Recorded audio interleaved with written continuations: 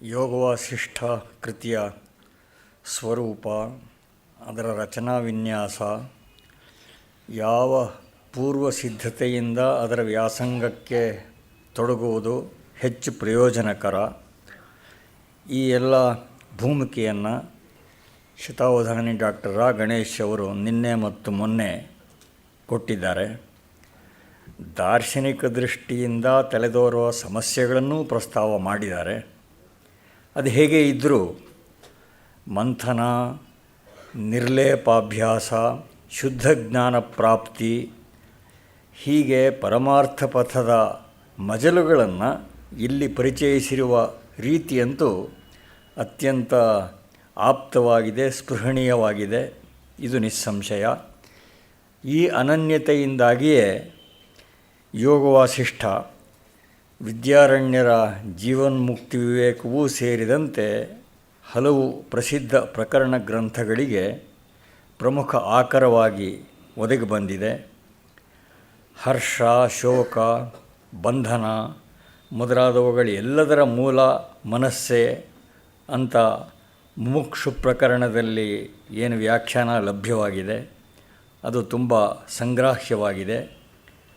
ಮತ್ತು ಸಾಧನೆಯ ಪ್ರಾಥಮಿಕ ಹಂತದಿಂದ ಆಚೆಗೆ ಎಲ್ಲ ದರ್ಶನಗಳದು ಒಂದೇ ಘಂಟಾಪಥ ಆಗಿರುತ್ತೆ ಅನ್ನುವ ಧ್ವನಿಯ ಇಲ್ಲಿಯ ಎಕ್ಲೆಕ್ಟಿಸಿಸಮ್ ಅಂತ ಯಾವುದನ್ನು ಕರೀಬಹುದು, ಅದು ತುಂಬ ಸಂಸ್ಕಾರಕಾರಿಯಾದ್ದು ಮತ್ತು ಉಪಾದೇಯವಾದ್ದು ಅಂತ ಅನಿಸುತ್ತೆ.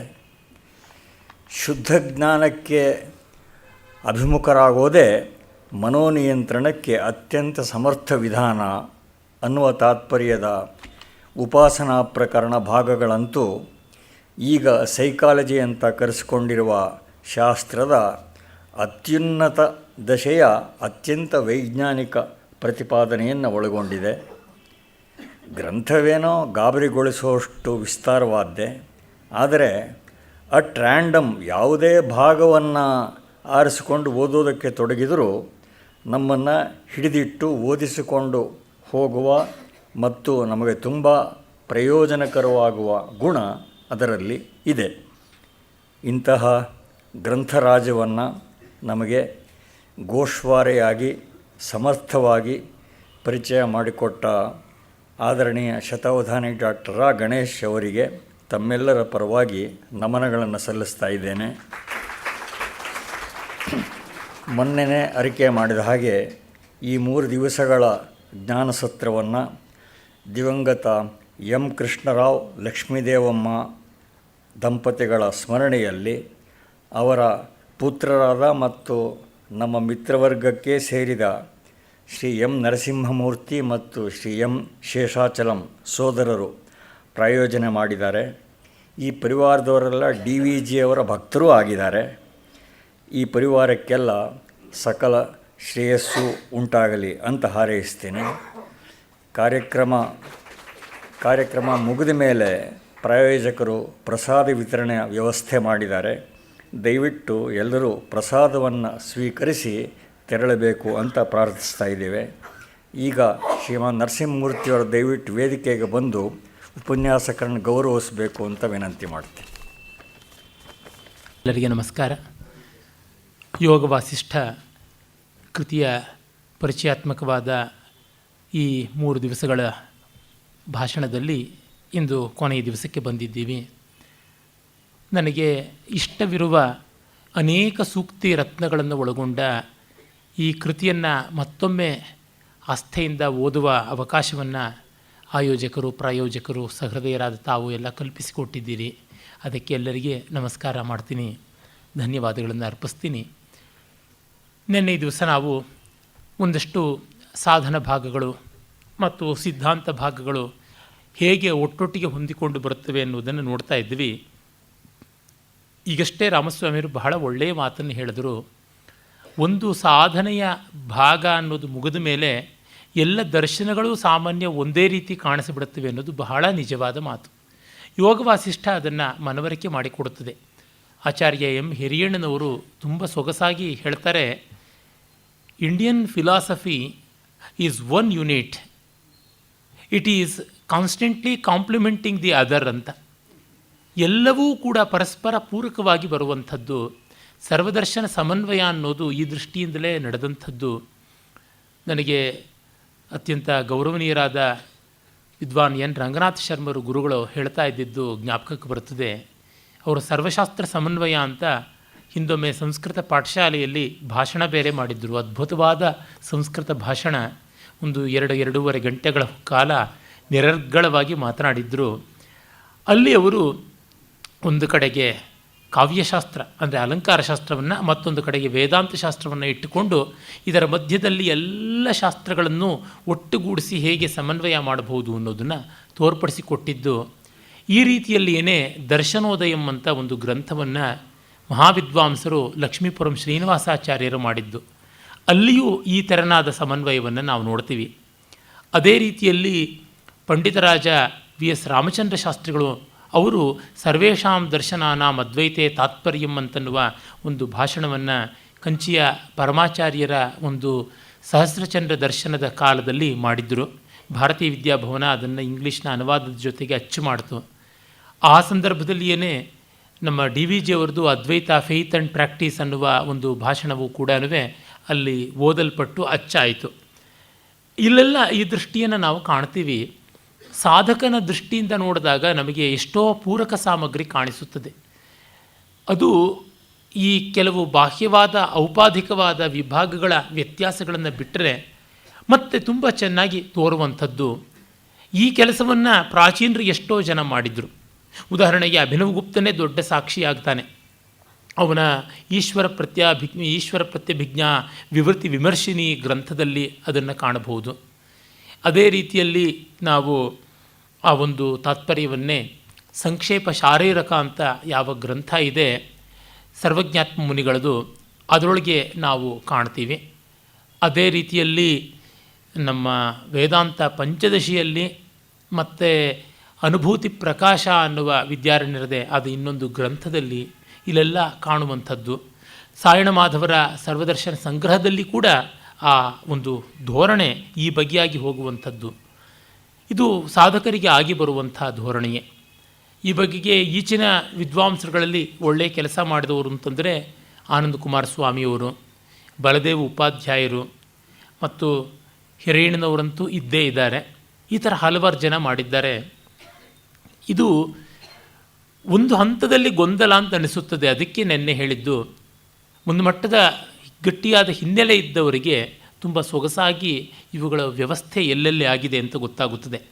ಪ್ರಕೃತಿಯ ಬಗ್ಗೆ ಅಂದರೆ ಇಡೀ ಸೃಷ್ಟಿ ಎನ್ನುವ ಅರ್ಥದಲ್ಲಿ ಅದರ ಬಗ್ಗೆ ಒಂದು ಮಾತು ಬರುತ್ತದೆ 3ನೇ ಅಧ್ಯಾಯದಲ್ಲಿ. ಊರ್ಣನಾಭಾದ್ ಯಥಾತಂತು ಜಾಯತೆ ಚೇತನಾಜ್ಜಡ ನಿತ್ಯ ಪ್ರಬುದ್ಧಾತ್ ಪುರುಷಾತ್ ಬ್ರಹ್ಮಣ ಪ್ರಕೃತಿಸ್ತಥಾ ಅಂತ ಈ ಈಶ್ವರ ಚೈತನ್ಯವಿಲ್ಲದೆ ಜಡವಾದ ಪ್ರಕೃತಿ ಹೇಗೆ ಬರುತ್ತದೆ ಎನ್ನುವ ಉಪನಿಷತ್ತಿನ ಮಾತುಗಳು ನೆನಪಾಗುತ್ತವೆ. ಥೋರ್ಣನಾಭಿಸೃಜತೆ ಗೃಹತೆ ಚ ಅಂತ ಮುಂಡಕದ್ದು ಅದೇ ಮಾತನ್ನು ಇಲ್ಲಿ ಜೇಡನ ಹುಳದಿಂದ ಜೇಡರ ಬಲೆ ಬರುವಂತೆ ಈ ಜಗತ್ತು ಪ್ರಕೃತಿ ಹೊರಗಡೆಗೆ ನಿರ್ಗಮಿಸುತ್ತದೆ ಅಂತ. ಸಾಂಖ್ಯರ ಪ್ರಕೃತಿ ಜಡವಾದದ್ದೇನೆ, ಆದರೆ ಅದು ಪುರುಷನನ್ನು ತನ್ನ ಪ್ರಭಾವದಿಂದ ಬದ್ಧನನ್ನಾಗಿ ಮಾಡುತ್ತದೆ. ಆ ಪ್ರಕೃತಿಯಿಂದ ಕಳಚಿಕೊಳ್ಳುವಂಥದ್ದೇನೆ ಪುರುಷನಿಗೆ ವಿಮುಕ್ತಿ ಅಂತ. ಇಲ್ಲಿ ಹಾಗಲ್ಲ, ಪುರುಷನ ಒಂದು ಲೀಲೆಯಿಂದಾಗಿ ಪ್ರಕೃತಿಯ ಆವಿರ್ಭಾವ ಅಂತ ನೋಡ್ಬೋದು. ಇದನ್ನು ಯಾರೂ ಕೂಡ ಪುರುಷವಾದ ಮಹಿಳಾವಾದದ ರೀತಿಯಲ್ಲಿ ನೋಡಬೇಕಾಗಿಲ್ಲ. Sankhya is a feminine system and Vedanta is a masculine system and Sankhya is feminist and Vedanta is male chauvinistic ಅಂತೆಲ್ಲ ಹೇಳಬೇಕಾಗಿಲ್ಲ. ಇಲ್ಲಿ ಪುರುಷ ಅನ್ನೋದಕ್ಕೆ ಗಂಡು ಹೆಣ್ಣು ಅನ್ನುವ ಅರ್ಥ ಇಲ್ಲ, ಪ್ರಕೃತಿ ಅನ್ನೋದಕ್ಕೆ ಹೆಣ್ಣು ಅನ್ನುವ ಅರ್ಥ ಅಂತ ಏನೂ ಅಲ್ಲ. ಇದನ್ನು ನಾವು ನೋಡಬೇಕು. ಸಂಸ್ಕೃತ ಭಾಷೆಯಲ್ಲಿ ವಸ್ತುಗಳ ಲಿಂಗವನ್ನು ಆಧರಿಸಿ ಪದಗಳ ಲಿಂಗ ಇಲ್ಲ, ಅವು ಇವು ಪ್ರತ್ಯೇಕವಾಗಿರುವಂಥವು ಅಂತ ಗೊತ್ತಾಗುತ್ತದೆ. ನಿಜವಾಗಿ ನೋಡಿದ್ರೆ ಪ್ರಾಚೀನ ಅರಬಿಕ್ ಭಾಷೆಯಲ್ಲಿ ಕೂಡ ಅಲ್ಲ ಅನ್ನುವಂಥ ಪದ ಪುಲ್ಲಿಂಗ. ಅಲ್ಲ ಅನ್ನೋದು ವಸ್ತುತಃ ಸ್ತ್ರೀಲಿಂಗವೂ ಆಗಬಹುದು ಪುಲ್ಲಿಂಗವೂ ಆಗಬಹುದು ಅಂತ ಅಲ್ಲಿಯ ಕೆಲವರು ವಿವೇಕಿಗಳು ಹೇಳ್ತಾರಾದರೂ ಆಮೇಲೆ ಗಂಡುತನದ ದಬ್ಬಾಳಿಕೆ ಬಂದು ಅಲ್ಲಾ ಶಬ್ದ ಅನ್ನೋದು ಪುರುಷ ಅನ್ನುವಂತೆ ಆಗಿಬಿಡ್ತು. ನಮ್ಮಲ್ಲಿ ಪುರೀತತ್ ಅನ್ನುವ ಒಂದು ನಾಡಿಯಲ್ಲಿ, ಅದು ಹೃದಯಗತವಾದ ನಾಡಿ, ಅದನ್ನು ದೇಹ ಅಂತ ಕೂಡ ಕರೀತಾರೆ. ಪುರೀತತಿ ಶೇತೆ ಅಥವಾ ಪುರಿ ಶೇತೆ ಇತಿ ಪುರುಷ ಅಂತ ಬೃಹದಾರಣ್ಯಕ ಭಾಷ್ಯದಲ್ಲಿ, ಬೃಹದಾರಣ್ಯಕ ಉಪನಿಷತ್ತಿನಲ್ಲಿ ಕೂಡ ನಾವು ನೋಡ್ತೀವಿ. ಇರಲಿ, ಅಂದರೆ ಪ್ರಕೃತಿ ಮತ್ತು ಪುರುಷರಿಗೆ ಆತ್ಯಂತಿಕ ವಿರುದ್ಧ ಭಾವಗಳು ಉಂಟು ಅನ್ನುವಂಥದ್ದು ಸಾಂಖ್ಯ ದೃಷ್ಟಿಯಾದರೆ, ಪ್ರಕೃತಿ ಪುರುಷನ ಶಕ್ತಿ, ಪುರುಷ ಪ್ರಕೃತಿಯ ಅಧಿಷ್ಠಾನ ಅನ್ನುವ ಸಾಮರಸ್ಯವನ್ನು ವೇದಾಂತದಲ್ಲಿ ನೋಡ್ತೀವಿ. ಏಕೆಂದರೆ ಸಾಂಖ್ಯ ಮುಖ್ಯವಾಗಿ ರಿಯಲಿಸ್ಟಿಕ್, ಅಂದರೆ ವಾಸ್ತವ ಆದಂಥ ದರ್ಶನ. ವೇದಾಂತ ಐಡಿಯಲಿಸ್ಟಿಕ್, ಆದರ್ಶವಾದ ದರ್ಶನ. ಆದರ್ಶದ ಒಂದು ಫಿಲಾಸಫಿಯಲ್ಲಿ, ದರ್ಶನಗಳಲ್ಲಿ ಸಮನ್ವಯ ಅನ್ನುವಂಥದ್ದು ಅನಿವಾರ್ಯವಾದ ಅಂಶ. ಅಂದರೆ ವಾಸ್ತವದಲ್ಲಿ ಸಮನ್ವಯ ಆಗಬೇಕು ಅಂತ ಇಲ್ಲ. ಎಲ್ಲವೂ ಬೇರೆ, ಅವುಗಳಿಗೆ ಹೊಂದಿಕೆ ಇಲ್ಲ, ಅವುಗಳು ಬೇರೆ ಬೇರೆ ಕಳಚಿಕೊಂಡು ಹೋಗುವಂಥದ್ದೇನೆ. ಪ್ರಕೃತಿ ಪುರುಷ ಡಿವೋರ್ಸ್ ಆದರೆ ಲೋಕ ಅನ್ನುವ ಸಂಸಾರ ಸರಿಯಾಗಿ ನಡೆಯುತ್ತದೆ ಅಂತನ್ನುವುದು ಸಾಂಖ್ಯ ದೃಷ್ಟಿಯಾದರೆ, ಅವರಲ್ಲಿ ಸಾಮರಸ್ಯ ಇದ್ದರೇ ಲೋಕ ಸರಿಯಾಗಿ ನಡೆಯುತ್ತದೆ ಅನ್ನುವುದು ವೇದಾಂತದ ದೃಷ್ಟಿಕೋನ. ಅಂದರೆ ಹಿರಿಯಣ್ಣನವರ ಆರ್ಟ್ ಎಕ್ಸ್ಪೀರಿಯನ್ಸ್ನ ಒಂದು ಮಾತನ್ನು ನೆನೆಸ್ಕೊಂಡ್ರೆ ಗೊತ್ತಾಗುತ್ತದೆ. The realistic school of philosophy propounds the theory of deflection from reality is art, while idealistic school of philosophy proclaims the sublimation of reality as art ಅಂತ ಹೇಳ್ಬಿಟ್ಟು ಅಂತಾರೆ. ಏನು ಅದ್ಭುತವಾದಂಥ ಸಮನ್ವಯವನ್ನು ಒಂದೊಂದು ವಾಕ್ಯದಲ್ಲಿ ಕೊಟ್ಟುಬಿಡ್ತಾರೆ. ಇಲ್ಲಿ ಹಾಗೆ ಪ್ರಕೃತಿಯನ್ನು ಕಾಣಬೇಕು. ಮತ್ತು ಮುಂದೆ ಅದನ್ನು ಸ್ಪಷ್ಟಪಡಿಸುತ್ತದೆ 6ನೇ ಅಧ್ಯಾಯದಲ್ಲಿ ಯೋಗವಾಸಿಷ್ಠ. ಯಥೈಕಂ ಪವನಸ್ಪಂದಂ ಏಕಮೋಷ್ಣ್ಯಾನಲೋ ಯಥಾ ಚಿನ್ಮಾತ್ರಂ ಸ್ಪಂದಶಕ್ತಿಶ್ಚ ತಥೈವೈಕಾತ್ಮ ಸರ್ವದಾ ಅಂತ ಅನ್ನುವಲ್ಲಿ ಈ ಐಕಾತ್ಮ್ಯ ಭಾವ ಅನ್ನುವುದು ಹೇಗೆ ಚಂದ್ರಚಂದ್ರಿಕಾ ನ್ಯಾಯದಂತೆ ಬರುವಂಥದ್ದು ಅಂತ.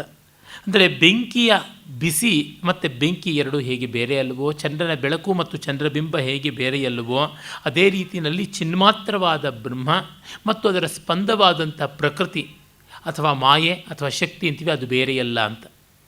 ಈ ಶಿವಶಿವೆಯರ ಅಭೇದವನ್ನೇ ಪ್ರತಿಭಿಜ್ಞಾ ಶೈವ ದರ್ಶನದಲ್ಲಿ ಹೇಳ್ತಕ್ಕಂಥದ್ದು.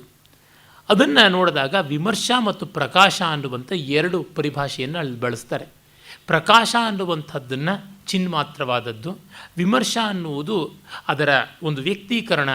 ಅಂದರೆ ಇದು ಬೆಳಕಾದರೆ ಅದು ಬೆಳಕಿನ ಮೂಲ ವಸ್ತು ಅಂತನ್ನುವಂತೆ. ಚಂದ್ರಿಕೆ ಬೆಳದಿಂಗಳು ವಿಮರ್ಶವಾದರೆ ಚಂದ್ರ ಪ್ರಕಾಶ ಶಿವತತ್ವ, ಚಂದ್ರಿಕೆ ಶಕ್ತಿ ತತ್ವ ಅಂತ ಹೀಗೆ ಶಿವಶಕ್ತಿಯ ಭೇದವನ್ನು ಹೇಳುವಂಥದ್ದನ್ನು ನೋಡುತ್ತೆ. ಆಮೇಲೆ ಇಲ್ಲಿಯೇ ಬ್ರಹ್ಮವನ್ನು ಈ ರೀತಿಯಾದದ್ದು ಅಂತ ಬಾಯಿ ಬಿಟ್ಟು ಹೇಳೋಕ್ಕಾಗೋಲ್ಲ ಅನ್ನುವ ಮಾತನ್ನು ಅದು ತಿಳಿಸುತ್ತದೆ. ಇದು ನೇತಿ ಪ್ರಕಾರದಿಂದ ಹೋಗಬೇಕಾದದ್ದು. ಇತಿಕರಣ ಅಂದರೆ ಇದು ಹೀಗೆ ಅಂತಂದರೆ ಪರಿಚ್ಛೇದ ಬರುತ್ತದೆ. When you start defining a thing, the thing will lose its infinite nature. ಅದರ ಪರಮಾರ್ಥತೆಯನ್ನು ಅದು ಕಳ್ಕೊಂಡು ಬಿಡುತ್ತದೆ. ಅದರಿಂದಲೇ ಒಂದು ಘಟನೆ ಮುಗಿದ ಮೇಲೆ ಅದರ ಬಗೆಗೆ ಬರೆಯೋದಕ್ಕೆ ಸಾಧ್ಯವೇ ಹೊರತು ಘಟನೆ ನಡೀತಾ ಇದ್ದಾಗ ಬರೆಯೋದಕ್ಕೆ ಆಗೋದಿಲ್ಲ. ವರ್ತಮಾನಕ್ಕೆ ಇತಿಹಾಸ ಬರೆಯೋದುಂಟೆ ಅಲ್ಲ. ಆ ರೀತಿಯಲ್ಲೇ ಒಂದು ಮಹಾಯುಗ ಮುಗಿದಾಗ ಆ ಯುಗದ ಶಿಖರಗಳು ಏನು, ಪ್ರಪಾತಗಳು ಏನು ಅನ್ನುವುದರ ನಿರ್ವಚನ ಆಗುತ್ತದೆ ಅಂತ. ಮಹಾಧ್ವನಿ ಧುರಂಧರರಾದ ಕಾಳಿದಾಸ, ಭಾಸ, ಭೌಭೂತಿ ಮೊದಲಾದ ಕವಿಗಳು ಬಂದ ಮೇಲೆ ಆನಂದವರ್ಧನ ಬಂದು ಇವರುಗಳ ಮಹೋನ್ನತಿ ಇರತಕ್ಕಂಥದ್ದು ರಸಧ್ವನಿಯಲ್ಲಿ ಅಂತ ತೋರ್ಪಡಿಸಿಕೊಟ್ಟು ಬರದ ಅನ್ನುವ ಮಾತನ್ನು ಎಷ್ಟೋ ಜನ ವಿಮರ್ಶಕರು ಹೇಳುವುದನ್ನು ನಾವಿಲ್ಲಿ ಗಮನಿಸಬಹುದು. ಆ ರೀತಿಯಲ್ಲಿಯೇ ಬ್ರಹ್ಮವಸ್ತುವನ್ನು ಹೀಗೆ ಅಂತ ಎಂದೂ ಹೇಳೋಕ್ಕಾಗೋಲ್ಲ. ಪರಮಹಂಸರು ಬಹಳ ಚೆನ್ನಾಗಿ ಹೇಳ್ತಾರೆ, ಬ್ರಹ್ಮವಸ್ತು ಎಂದೂ ಎಂಜಲಾಗಿಲ್ಲ ಅಂತ, ಬಾಯಿಗೆ ಸಿಗೋದಿಲ್ಲ ಅನ್ನುವ ಅರ್ಥದಲ್ಲಿ ಅವರು ಹೇಳ್ತಾರೆ. ಅದನ್ನೇ ಇದು ಹೇಳುತ್ತದೆ. ಅವಾಚ್ಯಂ ಅನಭಿವ್ಯಕ್ತಂ ಅತೀಂದ್ರಿಯಂ ಅನಾಮಕಂ ಸ್ವರೂಪಂ ನೋಪದೇಶಸ್ಯ ವಿಷಯೋ ವಿದುಷೋ ಹಿ ತತ್ ಅಂತಂದುಬಿಡ್ತಾನೆ. ಅವಾಚ್ಯಂ ಅಂದರೆ ಬಾಯಿ ಬಿಟ್ಟು ಮಾತಿನಲ್ಲಿ ಹೇಳುವಂಥದ್ದಲ್ಲ. ಅನಭಿವ್ಯಕ್ತಂ ಯಾವುದೇ ಕೈ, ಬಾಯಿ ಇತ್ಯಾದಿ ಇಂದ್ರಿಯಗಳ ಅಭಿವ್ಯಕ್ತಿಗೆ, ಎಕ್ಸ್ಪ್ರೆಷನ್ನಿಗೆ ಸಿಗುವಂಥದ್ದು ಅಲ್ಲ. ಅತೀಂದ್ರಿಯಂ ಅವುಗಳು ಕಾಂಟೆಂಪ್ಲೇಟ್ ಮಾಡುವುದಕ್ಕೆ, ಟು ಕಾಂಪ್ರೆಹೆಂಡ್ ಅಂತಂತ ನಾವು ಏನು ಹೇಳ್ತೀವಿ, ಕಣ್ಣಿಂದ ನೋಡೋದಕ್ಕೆ. ನತ್ತತ್ರ ಚಕ್ಷುರ್ಗಚ್ಚತಿ ನ ವಾ ಗಚ್ಚತಿ ನೋ ಮನಃ ಅನ್ನುವಂಥ ಮಾತುಗಳನ್ನು ಉಪನಿಷತ್ತು ಹೇಳುತ್ತದಲ್ಲ, ಆ ರೀತಿಯಲ್ಲಿರ್ತಕ್ಕಂಥದ್ದು. ಈ ಕೇನೋಪನಿಷತ್ತಿನಲ್ಲಿ ಬರುವಂಥ ಮಾತುಗಳು ಇದಕ್ಕೆ ಸಂವಾದಿಯಾದಂಥದ್ದು. ಹಾಗಾಗಿ ಅದು ಉಪದೇಶಕ್ಕೆ ಅರ್ಹವಾದ ವಸ್ತುವಲ್ಲ. ಮತ್ತು ಯಾವುದಕ್ಕೆ ಅರ್ಹವಾದದ್ದು? ಅನುಭವಕ್ಕೆ ಅರ್ಹವಾದದ್ದು ಅಂತ. ಅಂದರೆ ಉಪದೇಶ ಅನ್ನುವುದು ಇನ್ಫಾರ್ಮೇಷನ್ ಆಗುತ್ತದೆ, ಬೌದ್ಧಿಕವಾದ ದ್ರವ್ಯ ಆಗುತ್ತದೆ, ಅದು ಜ್ಞಾಪಕ ಮಾತ್ರ ಆಗುತ್ತದೆ. ಇದು ಹಾಗಲ್ಲ. ಜ್ಞಾಪಕ ಮಾತ್ರವಾಗುವಂಥದ್ದಲ್ಲ, ಅದು ಕಾರಕವಾದದ್ದು. ಅನುಭವವನ್ನು ನಮ್ಮಲ್ಲಿ ಉಂಟು ಮಾಡಿದ್ರೆ ಆ ಅನುಭವದ ಮೂಲಕವಾಗಿ ಒಂದು ಟ್ರಾನ್ಸ್ಫಾರ್ಮೇಷನ್, ಒಂದು ಬದಲಾವಣೆ ಬರುತ್ತದೆ. ಮಾಹಿತಿಯಿಂದ ಬರುವಂಥದ್ದಲ್ಲ. ಸಕ್ಕರೆ ಮೇಲೆ ಬರೆದ ಪುಸ್ತಕವನ್ನು ಎಷ್ಟು ನೆಕ್ಕಿದ್ರೂ ನಾಲಿಗೆ ಸಿಹಿ ಆಗೋದಿಲ್ಲ. ಈ ರೀತಿಯಲ್ಲಿ ಪ್ರತ್ಯಕ್ಷಾದಿ ಪ್ರಮಾಣಾನಾಂ ಯದಗಮ್ಯಂ ಅಚಿಹ್ನಿತಂ ಸ್ವಾನುಭೂತಿ ಭವಂ ಬ್ರಹ್ಮ ವಾದೈಸ್ತಲ್ಲಭ್ಯತೆ ಕಥಂ. ಪ್ರತ್ಯಕ್ಷಾದಿ ಪ್ರಮಾಣಗಳಿಗೆ ಇಟ್ಕುವಂಥದ್ದಲ್ಲ, ಮತ್ತು ಅವುಗಳೆಲ್ಲ ಇಂದ್ರಿಯ ಮೂಲಕವಾಗಿ ಹೋಗುವಂಥದ್ದು, ಇಂದ್ರಿಯ ಗೋಳಕ ಅಂತ ನಾವು ಕರಿತೀವಲ್ಲ, ಆ ದ್ವಾರಗಳಿಂದ ಸಿಗುವಂಥದ್ದಲ್ಲ. ಹೀಗಾಗಿ ಅವರ ಅಂತಃಸಂವೇದನೆಗೆ ದಕ್ಕುವಂಥದ್ದನ್ನು ವಾದಗಳ ಮೂಲಕ ತೀರ್ಮಾನ ಮಾಡಿಸ್ತೀರಿ ಅಂತಂದರೆ ಹೇಗೆ ಅಂತ. ಈ ಕಾರಣದಿಂದಲೇ ನಮ್ಮಲ್ಲಿ ತುಂಬ ದೊಡ್ಡ ಅನುಭಾವಿಗಳು ವಾದಗಳಿಗೆ ಹೋಗ್ತಾ ಇರಲಿಲ್ಲ. ರಮಣ ಮಹರ್ಷಿಗಳನ್ನು ಒಮ್ಮೆ ಯಾರೋ ಕೇಳಿದ್ರು, ನೀವು ನಿಮ್ಮ ವಿಚಾರಗಳನ್ನೆಲ್ಲ ಜಗತ್ತಿನೆಲ್ಲ ಓಡಾಡಿ ಪ್ರಸಾರ ಮಾಡಿ ಅಂತ. ಹೀಗೆ ನಾನು ನನ್ನದು ಒಂದು ವಿಚಾರ ಇದೆ ಅಂತ ಎಲ್ಲ ಕಡೆಗೆ ಹೇಳಿದಾಗ ಸಹಜವಾಗಿ ಬೇರೆ ಬೇರೆಯವರ ಟೆರಿಟರಿಗಳಿಗೆ ಹೋಗ್ತಿದ್ದಂತೆ ಅವರು ಆಕ್ಷೇಪ ಮಾಡ್ತಾರೆ. ಅವ್ರಿಗೆ ಎದುರುತ್ತರ ಕೊಡಬೇಕು. ನೀವು ಸರಿಯಲ್ಲ, ನಾನೇ ಸರಿ ಅಂತ ಹೇಳಬೇಕು. ನಾನೇ ಸರಿ ಅಂತ ಹೇಳುವ ವಚನಾತೀತವಾದ ಮಾತನ್ನು ನಾನು ಹೇಗೆ ಹೇಳಿದೆ? ಮತ್ತೊಂದು ಮಠ ಕಟ್ಟಿಕೊಳ್ಬೇಕು, ಶಿಷ್ಯ ವರ್ಗವನ್ನು ಬೆಳೆಸಬೇಕು, ಅವರನ್ನು ಪುಂಡರ ತರಹ ಹಾದಿ ಮೇಲೆ ಬಿಡಬೇಕು, ಇದು ಆಗುವಂಥದ್ದಲ್ಲ ಅಂತ. ಈ ರೀತಿಯಾಗಿ ಜ್ಞಾನಿಗಳ ದಾರಿಗೆ ವಾದ ಅಲ್ಲ. ಅಂದರೆ ಅವರು ವಾದಗಳಿಗೆ ಸೋಲ್ತಾರೆ, ಅಂಜುತ್ತಾರೆ ಅಂತನ್ನುವ ಅರ್ಥವೂ ಅಲ್ಲ. ಇದು ಪ್ರಯೋಜನವಿಲ್ಲ ಅಂತನ್ನೋದನ್ನು ಸ್ಪಷ್ಟ ಮಾಡಿಕೊಂಡಿದ್ದಾರೆ. ಅದರಿಂದಲೇ ಅವರಲ್ಲಿ ಅನುಭೂತಿಗೆ ಹೆಚ್ಚಿನ ಬೆಲೆಯನ್ನು ಕೊಡುವಂಥದ್ದಾಗುತ್ತದೆ. ಈ ಭಾವ ಗೊತ್ತಿಲ್ಲದೆ ಇದ್ದಾಗ ಅವರು ಅಶಕ್ತರು, ದುರ್ಬಲರು ಅನ್ನುವ ದುರಭಿಸಂಧಿ ನಮಗೆ ಬಂದುಬಿಡುತ್ತದೆ. ಇವತ್ತು ಭಾರತೀಯ ಸಂಸ್ಕೃತಿಯ ಬಗೆಗೇನೆ ಅದು ಒಂದು ರೀತಿ ನಿರ್ವೀರ್ಯವಾದದ್ದು, ಸ್ತ್ರೈಣವಾದದ್ದು, ಇಟ್ ಈಸ್ ನೇವ್ ಅಂತನ್ನುವ ಭಾವ ಲೋಕದಲ್ಲಿ ಬರ್ತದೆ. ಇಟ್ ಈಸ್ ನಾಟ್ ಅಗ್ರೆಸಿವ್ ಅಂತ. ಈಚೆಗೆ ಸಾಫ್ಟ್ ಪವರ್ ಅನ್ನುವ ಒಂದು ಶಬ್ದವನ್ನು ನಾನು ನೋಡಿದ ಕೆಲವು ಬರವಣಿಗೆಗಳಲ್ಲಿ ಗುರುಮೂರ್ತಿ ಎನ್ನುವ ಅದ್ಭುತವಾದ ಅಂಕಣಕಾರರು, ಒಳ್ಳೆಯ ವಿದ್ವಾಂಸರು, ಭಾರತೀಯತೆಯ ಬಗೆಗೆ ತುಂಬ ಚೆನ್ನಾಗಿ ಚಿಂತನೆ ಮಾಡುವಂಥವರು ಬರೀತಾರೆ. ಇದು ಮೆಚ್ಯೂರಿಟಿಯಿಂದ ಬರುವಂಥದ್ದು. ಒಂದು ಪ್ರಬುದ್ಧತೆ ಬಂದ ಮೇಲೆ ಒಂದು ಮಾರ್ಧವ ಉಂಟಾಗುತ್ತದೆ. ಹಣ್ಣಾದ ಮೇಲೆ ಅದು ಗಟ್ಟಿಯಾಗಿರೋದಕ್ಕೆ ಸಾಧ್ಯವಾ? ಮೃದುವಾಗಲೇಬೇಕಾಗುತ್ತದೆ. ಅದು ಆ ಹಣ್ಣಿನ ದೌರ್ಬಲ್ಯವ? ಅಲ್ಲ, ಹಣ್ಣಿನ ಪರಿಪಾಕ ಸ್ಥಿತಿ ಆಗಿರುವಂಥದ್ದು. ಇಷ್ಟು ಸುಂದರವಾದಂಥ ಜಾಜಿಯ ಮಾಲೆ ಯಾವುದಿದೆ, ಇದು ಸುಕೋಮಲವಾಗಿದೆ, ಪರಿಮಳ ಪರಿಶೀಲಿತವಾಗಿದೆ, ಮತ್ತು ಇದರೊಳಗೆ ತುಂಬ ರಮಣೀಯ ಮನೋಹರವಾಗಿ ಒಂದೊಂದು ಹೂವಿನ ಎಸಳಿನ ಬೆನ್ನಿಗೂ ಕೂಡ ಹಿತವಾದ ಎಣ್ಣೆಗೆಂಪಿನ ಛಾಯೆ ಇದೆ. ಮಲ್ಲಿಗೆಗೆ ಇಲ್ಲದೇ ಇರತಕ್ಕಂಥ ಸ್ವಾರಸ್ಯ ಜಾಜಿಗೆ ಉಂಟು. ಮಲ್ಲಿಗೆಗಿಂತ ಸುಕುಮಾರವಾದದ್ದು. ನಮ್ಮ ಮೂರ್ತಿರಾಯರು ಹೇಳ್ತಾರಲ್ಲ, ಜಾಜಿ ಪಾರಿಜಾತಗಳನ್ನು ಕಟ್ಟಿ ಮುಡಿಯುವವರು ಕ್ರೂರ ಕರ್ಮಿಗಳು ಅಂತ ಹೇಳಿಬಿಟ್ಟು. ತೊಂದರೆ ಇಲ್ಲ, ನನಗೆ ಬಹಳ ಇಷ್ಟ ಜಾಜಿ ಹೂವು ಅಂತಂದರೆ. ಮನೆಯಲ್ಲಿ ಜಾಜಿ ಬಳ್ಳಿ ಹಾಕ್ಕೊಂಡಿದ್ದೀನಿ, ಇಂದು ಅದು ಜರಿದು ಬಿದ್ದುಬಿಡ್ತು ಗಾಳಿಗೆ ಅಂತ ಮತ್ತೆ ಅದನ್ನು ಏರಿಸಿ ಸ್ವಸ್ಥಾನಕ್ಕೆ ಅದನ್ನು ಕಳಿಸಿದ್ದಾಗಿದೆ. ಅಂದರೆ ಈ ಹೂವಿನ ಸೌಕುಮಾರ್ಯವನ್ನು, ಮಾರ್ಧವ ಪರಿಶೀಲಿತ ಪರಿಮಳವನ್ನು ನಾವು ದೌರ್ಬಲ್ಯ ಅಂತ ಕರೆಯೋದು ಹೇಗೆ? ಅದು ಪರಿಪಾಕ ಅಲ್ವ, ಜೀವದ ಪರಿಪಾಕ ಅಲ್ವ. ಕುವೆಂಪುರು ಬಹಳ ಚೆನ್ನಾಗಿ ಸಂಸ್ಕೃತದ ಬಗ್ಗೆ ಹೇಳ್ತಾರೆ. ಪರಿಪೂರ್ಣತೆಯು ಮೃತಿಯೇ ಅಂತ ಕೇಳ್ತಾರೆ. ಸಂಸ್ಕೃತದ ಪಾರಿಪೂರ್ಣ್ಯ ಅದನ್ನು ಡೆಡ್ ಲ್ಯಾಂಗ್ವೇಜ್ ಅಂತ ಕರೆಯೋದಕ್ಕೆ, ಮೃತ ಭಾಷೆ ಅಂತ ಕರೆಯೋದಕ್ಕೆ ಅನುವು ಮಾಡಿಕೊಡುವ ಯುಕ್ತಿಯ ಖಂಡಿತ ಅಲ್ಲ. ಹಾಗಾಗಿ ಜ್ಞಾನಿಯ ಮೌನವೋ, ಜ್ಞಾನಿಯ ಒಂದು ಸೌಜನ್ಯವೋ ದುರ್ಬಲತೆಯ ಲಕ್ಷಣವಲ್ಲ. ಅಂದರೆ ಸಂದರ್ಭ ಬಂದಾಗ ಅವರು ನಿಲ್ಲಬಲ್ಲರು, ವಾದಕ್ಕೆ ನಿಲ್ಲಬಲ್ಲರು. ಒಂದು ಸಾಮಾನ್ಯ ದೃಷ್ಟಾಂತವನ್ನು ಹೇಳ್ತೀನಿ. ಕಾಶಿಯಲ್ಲಿ ತುಂಬ ದೊಡ್ಡ ಒಬ್ಬ ಜ್ಞಾನಿಗಳಿದ್ದರು. ಅವರು ಲೋಕಕ್ಕೆ ಹೆಚ್ಚು ಸಂಪರ್ಕಕ್ಕೆ ಬರ್ತಾ ಇರಲಿಲ್ಲ. ಅಲ್ಲಿ ಈ ನಾಗಾ ಸನ್ಯಾಸಿಗಳದ್ದು ಬೇರೆ ಬೇರೆ ಅಖಾಡಗಳು ಅಂತ ಉಂಟು ಸನ್ಯಾಸಿಗಳಿಗೆಲ್ಲನೂ. ಆ ಒಂದು ಅಖಾಡಗಳ ಪರಂಪರೆಯ ಪದ್ಧತಿಗೆ ಅನುಸಾರವಾಗಿ ಕುಂಭಮೇಳ, ಅರ್ಧಕುಂಭ, ಪೂರ್ಣಕುಂಭ ಆದಾಗ ಅವರನ್ನು ಮೊದಲು ಸ್ನಾನ ಮಾಡೋದಕ್ಕೆಲ್ಲ ಅವಕಾಶ ಕೊಡೋದೆಲ್ಲ ಉಂಟು. ಇದನ್ನೆಲ್ಲ ನಿರ್ವಾಹ ಮಾಡತಕ್ಕಂಥವ್ರು ಮಹಾಮಂಡಲೇಶ್ವರರು ಅಂತಿರ್ತಾರೆ. ಅಂಥ ಮಹಾಮಂಡಲೇಶ್ವರರು ಒಬ್ಬರಿದ್ದರು. ಆ ರೀತಿಯ ಮಂಡಲೇಶ್ವರರು ಹೆಚ್ಚು ಪ್ರಚಾರಕ್ಕೆ ಬರ್ತಾ ಇರಲಿಲ್ಲ. ನಾಗಾ ಸನ್ಯಾಸಿಗಳು ಯಾರಾದರೂ ಕಾಶಿಗೆ ಬಂದರೆ ಅವರು ದಿಗಂಬರ ಸನ್ಯಾಸಿಗಳು. ಅವ್ರು ಹಾಗೆ ದಿಗಂಬರರಾಗಿರೋದು ತಪ್ಪು ಅಂತ ಬ್ರಿಟಿಷ್ ಆಫೀಸರ್ಸು ಅವರನ್ನು ಹಿಡಿದು ಗಲಾಟೆ ಮಾಡ್ತಾಯಿದ್ರಂತೆ. ಇಲ್ಲ, ಇದು ನಮ್ಮ ಆಚಾರ, ಯಾವುದೋ ಹೊತ್ತಿನಲ್ಲಿ ಬರ್ತೀವಿ, ಗಂಗಾ ಸ್ನಾನ ಮಾಡ್ತೀವಿ, ಭೈರವನನ್ನು ನೋಡ್ತೀವಿ, ಮಹಾದೇವನನ್ನು ನೋಡ್ತೀವಿ, ವಿಶ್ವನಾಥನನ್ನು, ಮತ್ತು ಹೊರಡ್ತಾ ಇರ್ತೀವಿ. ಲೋಕಕ್ಕೂ ನಮಗೂ ಸಂಬಂಧ ಇಲ್ಲ, ಲೋಕವೂ ನಮಗೇನು ತೊಂದರೆ ಕೊಡೋದಿಲ್ಲ ಅಂತ. ಇಲ್ಲ, ಇದು ಇಂಡಿಸೆನ್ಸ್, ನ್ಯೂಸೆನ್ಸ್ ಅಂತೆಲ್ಲ ಅಂತಂತಂದಂತೆ. ಆಗ ಎಲ್ಲರೂ ಬಂದು ಈ ಮಹಾಮಂಡಲೇಶ್ವರರನ್ನು ಕೇಳಿಕೊಂಡ್ರು. ಹೀಗೆ ಹಿಂಸೆ ಮಾಡ್ತಾ ಇದ್ದಾರೆ, ನಮಗಿದು ಸಹಜವಾದದ್ದು, ನಾವು ಯಾರಿಗೂ ತೊಂದರೆ ಮಾಡ್ತಾ ಇಲ್ಲ, ಯಾರೂ ತೊಂದರೆ ಅಂತ ಹೇಳ್ತಿಲ್ಲ, ನೀವು ಯಾಕೆ ಅಂದ್ಕೋತಿದ್ದೀರಾ ಅಂತ. ಇದು ಹಾಗಲ್ಲ, ನಾನು ಅವರಿಗೆ ಮಾಡಿ ತೋರಿಸ್ತೀನಿ ಬನ್ನಿ ಅಂತಂದು ಹೋದ್ರಂತೆ. ಆ ಇಂಗ್ಲೀಷ್ ಪೊಲೀಸ್ ಅಧಿಕಾರಿಗಳು ಕೇಳಿದ್ರಂತೆ, ನೋಡಿ ಅದು ಹಾಗಲ್ಲ ಅಂತ. ಏನು ನೀವು ಬಹಳ ಸಹಜ ಅಂದ್ಕೊಂಡಿದ್ದೀರಾ, ಅದು ಸರಿಯಲ್ಲ ಅಂತ. ಇಲ್ಲಪ್ಪ, ನಾವೆಲ್ಲ ಮಾಡೋದು ನಿಮ್ಮ ಕೈನಲ್ಲಿ ಆಗೋದಿಲ್ಲ ಅಂತ. ಹೀಗೆಲ್ಲ ಹೇಳಬೇಡಿ, ನಾವು ಮಾಡುವಂಥದ್ದು ನಿಮಗೆ ಖಂಡಿತ ಮಾಡೋಕ್ಕಾಗೋಲ್ಲ, ನಾವು ಅತಿಲೋಕವಾದವರು ಅಂತ ಇವರು ಹೇಳಿದ್ರು. ಕೇಳಲಿಲ್ಲ. ಕಟ್ಟ ಕಡೆಗೆ ಅವರು ಮಂಡಲೇಶ್ವರ ಹೇಳಿದಂತೆ, ನಾನು ಮಾಡಿದ್ದನ್ನು ನೀನು ಮಾಡಬಲ್ಲೆಯಾ? ನಾನು ವಾಮ ದಕ್ಷಿಣ ಸಮಯ ಇತ್ಯಾದಿ ಭೇದಗಳಿಲ್ಲದೆ ಎಲ್ಲ ತಂತ್ರಗಳನ್ನು ಸಿದ್ಧಿ ಮಾಡ್ಕೊಂಡಿದ್ದೀನಿ, ಅದಕ್ಕೆ ನನ್ನ ಕೈಲಿ ಆಗುವಂಥದ್ದು ಒಂದು ಸಣ್ಣದು ಮಾಡಿ ತೋರಿಸ್ತೀನಿ ಅಂತ ಕೂತು ಮಲವಿಸರ್ಜನೆ ಮಾಡಿ ಅದನ್ನೇ ತಿಂದುಬಿಟ್ರು. ಈಗ ನೀನು ಮಾಡು ಈ ಕೆಲಸನ ಅಂತ ಅಧಿಕಾರಿಗೆ. ಈ ಬೀಭತ್ಸ ಜುಗುಪ್ಸೆಯನ್ನು ಮೀರದಂಥವರು ಅವರು. ಹಾಗಿರುವವರು ದಿಗಂಬರರಾಗಿ ಓಡಾಡ್ತಾರೆ. ಅದು ಬಿಟ್ಟು ಫ್ಯಾಷನ್ ಚಾನೆಲ್ನ ರೋಡ್ ಶೋನ ರೀತಿಯದು ಅಲ್ಲ ಇದು. ಈ ಮಟ್ಟಕ್ಕೆ ಅವರು ವಾದಕ್ಕೆ ನಿಂತರೆ ಯಾವ ಮಟ್ಟಕ್ಕೂ ಹೋಗಬಲ್ಲರು ಅನ್ನೋದಕ್ಕೆ ಒಂದು ಕೆಚ್ಚಿನಿಂದ ಬಂದು ನಿಂತರೆ ಏನನ್ನು ಮಾಡಬಲ್ಲರು. ಆ ಎಕ್ಸ್ಟ್ರೀಮ್ಸ್ಗೆ ನಾವು ಅವ್ರನ್ನ ತರಬಾರದು, ಅರ್ಥ ಮಾಡಿಕೊಳ್ಳಬೇಕಾಗುತ್ತದೆ. ಹಾಗಾಗಿ ಇವೆಲ್ಲವೂ ಕೂಡ ಸುಮ್ಮನೆ ಬಾಯಿಪಟಾಕಿಯಾಗಿ ಮಾಡುವಂಥದ್ದಲ್ಲ ಅನ್ನುವುದನ್ನು ವಾದೈಸ್ತಲ್ಲಭ್ಯತೆ ಕಥಂ ನ ಚೇತನೋ ನ ಚ ಜಡೋ ನ ಚೈವಾಸನ್ನ ಸನ್ಮಯ ನಾಹಂ ನಾನ್ಯೋ ನ ಚೈವೇಕೋ ನಾನೇಕೋ ನಾಪ್ಯನೇಕವಾನ್ ಅನ್ನುವ ನೇತಿ ಕ್ರಮದಿಂದಲೇ ಹೋಗಬೇಕು. ಇದು ಚೈತನ್ಯವಲ್ಲ, ಇದು ಜಡವಲ್ಲ, ಇದು ಇದ್ದದ್ದಲ್ಲ, ಇರಬಹುದಾದದ್ದಲ್ಲ, ಇದು ಬೇರೆ ಅಂತಲ್ಲ, ಇದು ಇದೆ ಅಂತಲೂ ಅಲ್ಲ, ಇದು ಏಕ ಅಂತಲ್ಲ, ಅನೇಕ ಅಂತಲ್ಲ ಅನ್ನುವ ರೀತಿಯಲ್ಲಿ ಅದನ್ನು ತಿಳಿಸಬೇಕಾಗುತ್ತದೆ. ಇಷ್ಟು ದ್ವಂದ್ವಗಳನ್ನು ಸೇರಿಸಿ ಹೇಳಿದಾಗ ಆಗ ನಮಗೆ ಅದರ ಸರ್ವ್ಯವ್ಯಾಪ್ತಿ, ಸಾರ್ವತ್ರಿಕ ಅನುಭವ, ದರ್ಶಿತ್ವ ಎಂಥದ್ದು ಅಂತ ಗೊತ್ತಾಗುತ್ತದೆ.